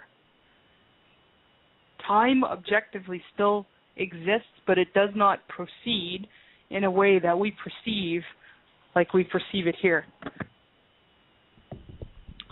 Will there still be sunrise and sunsets? Oh yeah, the spheres will still move. What people don't understand is time is not a basis for existence. Okay? People do not understand that because they perceive time as being a reality force when it's not actually a reality force. It's actually a quanta, and it's not actually what would be considered an active quanta. It is a subquanta, T sub Q. So when it is put into formulas such as relativity formulas, the only kind of time that can have relative impact is the type of time that we manufacture, known as lineal time. And time is not lineal. So therefore, there is a bunch of false aspects to what we think we know or understand. And this is where the differential comes in. One is, and always has been, and is still there, but the interaction of true time is totally different. And a lot of this, and I've explained this before, but I'm going to hit it again, a lot of this stuff does not directly translate into any known thing on the planet Earth at all. And so the concept, as I've described it very generally, is about as good as you're going to do until people get to 4D and can actually understand the ideology of a spherical that doesn't have any impact on anything, but is really there and can be solid if you decide to make it that way. In other words, there's a lot of ifs, ands, buts, and metaphors involved. And until people understand a quanta of time or a snippet of what the closest thing to that would be pure reality, is an unobtainable quanta. Pure reality is source or God or that which created everything. And when you get to the point where you can understand that that is our description and definition of time, you exchange or do away with the ideology of time and stick in a little phrase called, or a little word called duration. Each and every last thing has a specific duration period, not necessarily a time of existence. That's the difference. Okay? Okay. This question is about the 12-strand DNA being turned off. When was it turned off, and will it return during the transition? Yes, it will return during the transition. It was turned off roughly about 25,000 years ago, give or take. This is done by the Anunnaki, and also it was also part of the whole thing being done by the Draco. It was to institute extra control methods, and was done gradually over time, not a all-at-once kind of thing. And also they took, we used to have 48 chromosomes. They took the last 2 chromosomes and smashed them together and smashed them into the 46th chromosome. And a lot of what mainstream geneticists, scientists, all that are saying is junk DNA. It's not junk DNA. It's all the DNA memories and the genetics from our predecessors and progenitor races, and those extra 10 strands of DNA. And yeah, it's all going to return and be reactivated And I think some of it already is, but the majority of it will return and be reactivated with the transition. Also, you don't need to go to anyone and give them money for them to reactivate your DNA or activate your DNA for you. Anybody who's offering to do this for you is probably doing more harm than help. It will happen naturally. You don't need to go pay for it. Yeah, and we really insist on it being done sooner. Go see a shaman, and I'm not talking about anybody who claims to be a shaman. I'm talking about literally walk onto a Native American reservation or something like that, and respectfully ask them for assistance and ask to speak to one of their healers or one of their shamans or a medicine man, and and be respectful. Right, okay. Next question is on the Neanderthals. Were they around before or after we were seeded, and are they our ancestors? They were a individual experiment. There is anthropological evidence that for a short period of time, Neanderthals and modern man walked and coexisted side by side. But eventually the Neanderthals did die out. Yeah, they interbred with us. Yeah. Okay. What is this person's fascinated by the Great Pyramid? Can either Tanaath or Sunfire make any comment about the Great Pyramid? Who built it? Its age? Its and what purpose is it used for? Well, the pyramids in general all around the planet have multiple different purposes and uses. The specific pyramids of Giza, Egypt, the three of them were built roughly about 35,000 years ago.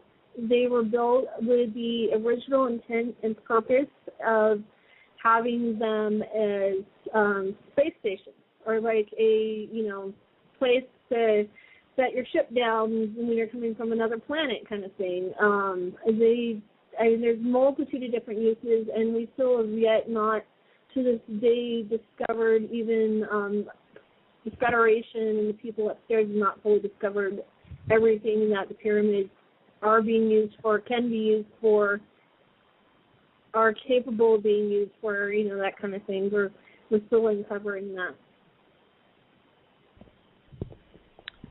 Okay. If we are in fact descendants of a highly intelligent and technologically superior stellar race, why haven't we dug up remains of these advanced species, or have we dug them up and not been told about it? We have them. They're mostly suppressed. Anything, like the Smithsonian has flat out said, anything that doesn't fit its current creation story gets thrown out. But, this stuff does exist. It gets dug up. It gets found. They found a spaceship with Diplodocus, or however you say that, dinosaurs on it, You just don't hear about it in the mainstream media. You're never going to hear about it there. They got a vested interest in keeping you in the dark. If you look up all these stories of giants, there's articles all over the internet of giant skeletons being found literally all over the world. There are some of them that are hoaxes, but there's a good majority of them out there that are actually real, and were actually, real skeletons found. There's one story I remember reading about I would say what would be considered a mass grave site of giant skeletons found in upstate New York. And, what I suggest is doing research in what they call, I think it's OPARTs, out-of-place artifacts. Books like Worlds Before Our Own by Brad Steiger. Graham Hancock is another one that did a lot of the ancient artifacts research and on artifacts and all kinds of stuff that is found that doesn't fit the current written timeline. There was a recently uncovered, and I believe it was covered on at least an alternative news source, but I know quasi-mainstream covered as well. There was a gray found in a Egyptian tomb in a casket. Or the glass pyramids at the bottom of the Bermuda Triangle. These things exist. Evidence exists. It's just not advertised. And when it's found, it's seized or suppressed or otherwise hidden. There's photos even of the 13 original crystal skulls. That's evidence of extraterrestrials. There's pictures out there of skulls with horns. There's evidence of extraterrestrials. If you look at some of the pictures from Peru and from the Egyptian pharaohs like Tutankhamun and Akhenaten and several of those guys, they were from Sirius A, and the reason why they are depicted for having those hats is because it was covering their head. They were longer in towards the back of their head, and it wasn't that they were intentionally misshapen. There's a difference between the various peoples that were mimicking their deformation of the head, were mimicking the extraterrestrials, and the skulls are out there, but a lot of mainstream archaeologists and anthropologists are saying that they were intentionally misformed. They weren't. There's a difference. The ones that are alien and ET have a larger volume capacity for the brain, not just the same head misshapen by the Boers, which was the Peruvians and other tribal peoples mimicking the extraterrestrials. So yeah, the evidence is out there. You just got to look for it, and it's not going to be on mainstream, like Tanaath said. But even you want to see a more mainstream approach to evidence of ET across time. Look up the TV series Ancient Aliens on History 2, and it's also broadcast on the History Channel. I really, really, really support that show. The only beef I've ever had with that show is they try to fit way too much history in too short of a time frame. History happened over a longer period of time than even they're presenting. Yeah. The other part of this is the Dogon tribe. That's Dogon in Mali in North Africa. These people were explaining in 1927 to a British explorer about Sirius being a trinary system when or it was perceived to be only a single system, which was Sirius A.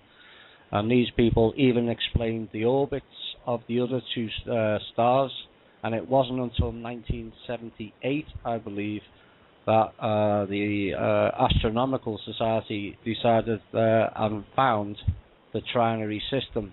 How did these people in North Africa know 50 to 60 years earlier than the people with the telescopes? So those people are well worth researching. Well, there are many tribes all around the world, including the Native American peoples here on, I believe it's called Turtle, they refer to it as Turtle Island, the North American continent. There are many, many, many tribes around the world that have in their tribal histories all kinds of information about the star people, the star nations. It's across history that, things like this, for example, this tribe here in, the tribe in Africa, they've had that information for generations because, much like everybody else around the planet, we're all descendants of, 22 to 25 different extraterrestrial races. There have been ETs coming and going and visiting this planet since it was formed. About 7.5 billion years ago it was made and brought, it was brought to the solar system. But, even if you look at one of the Sumerian carvings, there's indications of Pluto and all the other stars that weren't found until the 1900s. The evidence is there. The Native Americans and their histories with the star people and the star nations, and things like the Mahabharata talks about the gods from the sky coming down and having the ancient nuclear wars. There is ancient atomic wars that took place, and the evidence is all over the planet, and you just look. Yeah, the fallout to the nuclear war is right across the Middle East. Yeah. That's where all those layers of green glass and the city Mohenjo-Daro is another one. I mean, how else do you really explain that one? It's highly radiated city, and it was radiated from a time when modern man did not have any kind of nuclear technology. Yes, sir. Question to Drake. Will the Ascension completely remove all negative effects and fully renew us so that we have full awareness, full use of our minds, consciousness, intuition, personal histories, and full knowledge? Pretty much, yes, to an extent in some, and in some instances more than in others. It'll vary a bit according to the individual and the individual needs. Now, the differential or difference between what is now and what is to come is extraordinary, and it's also, and everybody needs to pay attention, individual. Just like you got a separate set of fingerprints, you're doing this as an individual. Just like you come into the world, you go out, you come in naked and go out naked. You can't take it with you, okay? The differential is that the going out part, instead of leaving everything behind, so to speak, it's more of a sort of continuation of some things, but in a different way, and to a much greater extent, the good parts. If you have lost memory, you have physical ailments, you have mental problems, you have thinking disorders, things of this nature, much of this will be remedied. Not all, but much, in some cases all. Anybody who continues to have a problem needs to get in touch with somebody as soon as possible, and there will be somebody there to help you deal with it. So the ideology is to get everybody to the same place that everybody that wants to feels like going. And from what I've gained in terms of being able to see into the future slightly, it's going to be awesome. The ride getting there is going to be one heck of a roller coaster ride. I hope everybody enjoys it. That does not necessarily mean that the world's ending or any of this. The world's going to go through the transition basically as we do.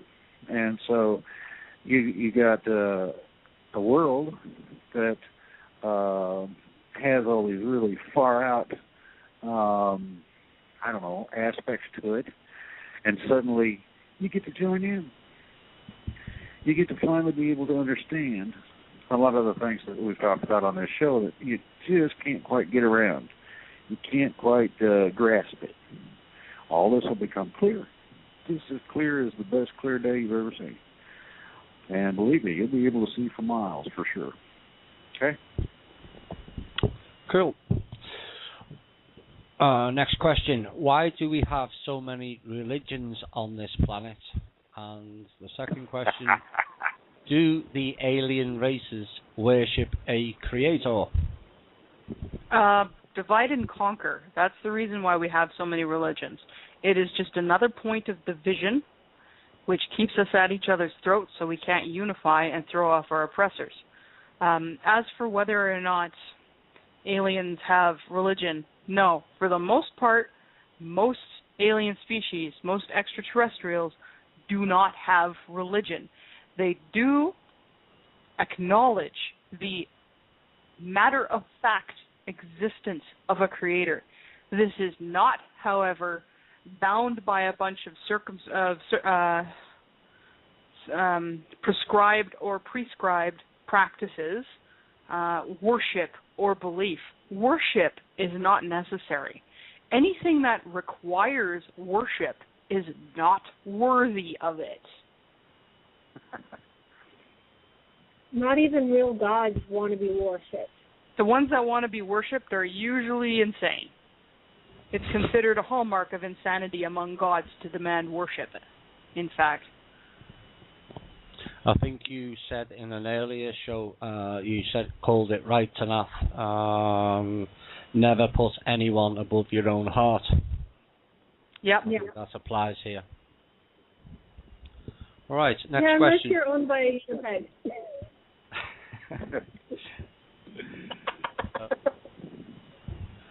Okay. If you get into a relationship with a unipeg, you understand from day one that unipeg comes first in everything. And it's just the way it is. Right. Was there actually a worldwide flood? If so, when was it and why did it happen? Likely those legends come from when, as Sunfire was discussing, the water sphere that was enveloping the atmosphere collapsed. Yeah.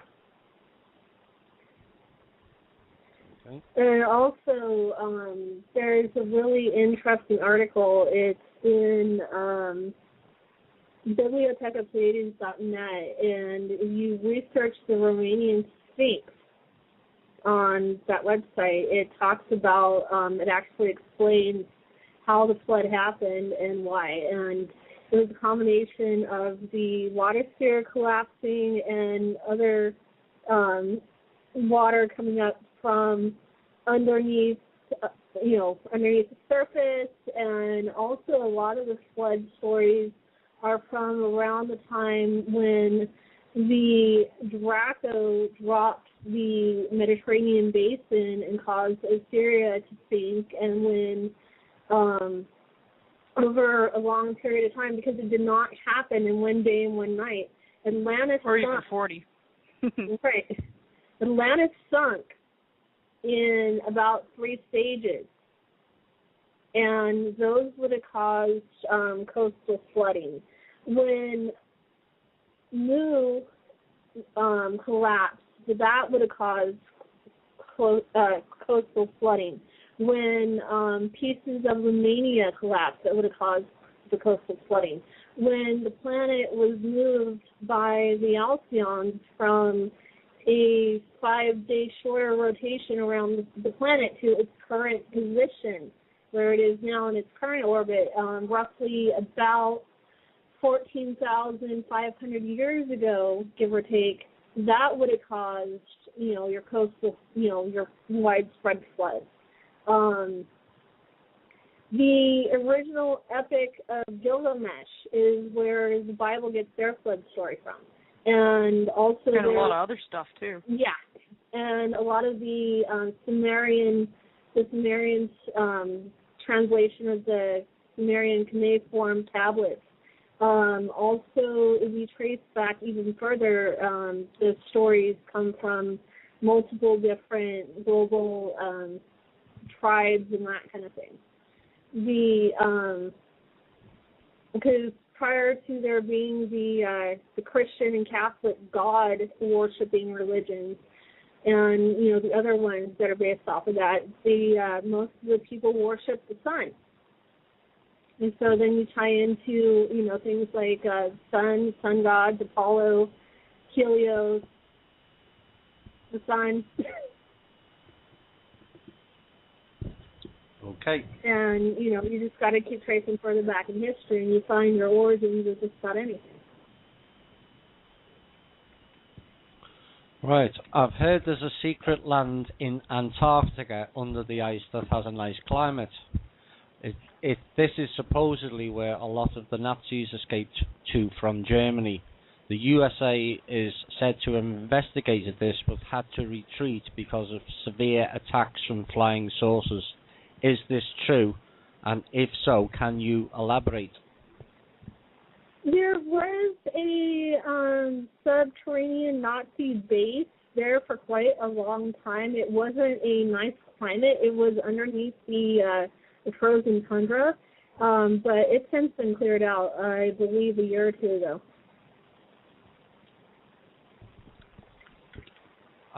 Question to Drake. What is the Star of David or the Macabre all about? I thought this star symbol was about the bad guys.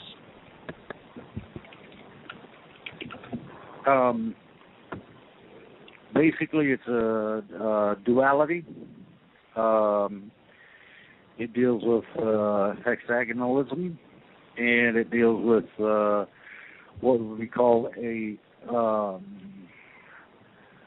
let's see here,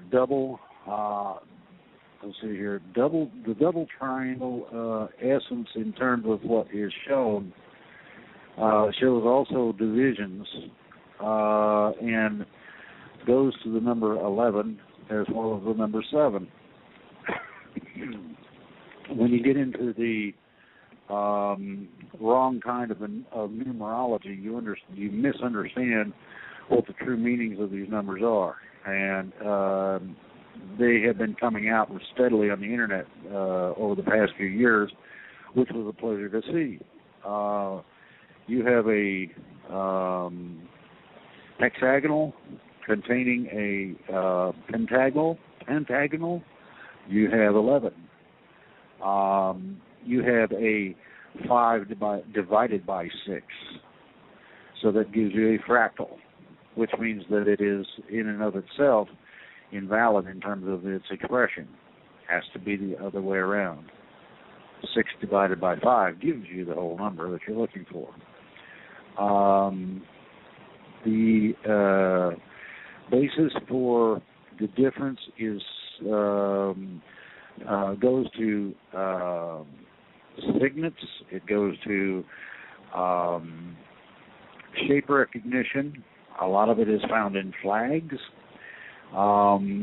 Let's see here.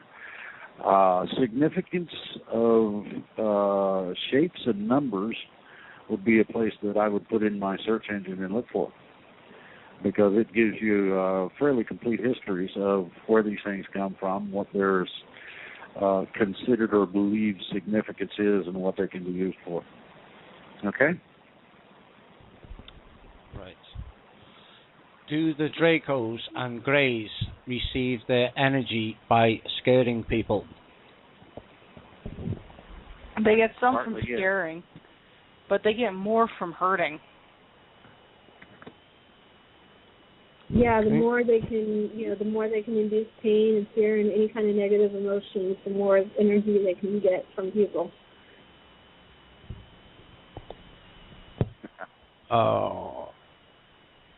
In 4D, what kinds of work will this kind of work be available for people who like working with animals, nature, and farming? Oh yeah, most definitely. There'll be all kinds of work that is in one way or another connected to either working in nature, farming, animal husbandry. There's even veterinarians that still exist, for any kind of healing, horse whispering. The only cool thing is that instead of just working with the animals that we have here on Terra, you get to be opened up to and exposed to even other animals and more animals that are, currently are relegated to little more than mythology. the real difference is that any sentient being is considered equal to to humans. There's no you're an animal, you're lesser than me kind of concept. If it's sentient, it's equal. Right, okay. The final question will go to Drake, and I'm going to ask him to sum up. We have 1 minute left before the music. Drake, was your first name given to you at birth, or did you or someone else choose this name after you joined the White Dragon Society? It was given to me at birth, primarily because my parents sensed that I was a discoverer and would be looking for things, an explorer, and the idea of Sir Francis kind of appealed to them, so they named me Drake. The name's been reinforced in several ways and connotations that other people can't grasp as of yet. So yeah, and basically, I'd say for as far as the show goes, you're done. Final word, Tanaath, Sunfire. I just want to say I think Drake's name fits him perfectly. It does. Yes. Yes. And remember, everyone, no fear. Follow your heart. Be your own guide. Remember, you don't need saviors. All you need is you and the people you love. And hopefully that can encompass the whole world. Yes, and I'll agree with that. And I'll leave people with one final message. As we get closer, certain questions can't be answered. Bear that in mind. I'm Thomas Williams, and this has been Cosmic Voice. Thank you, and good night.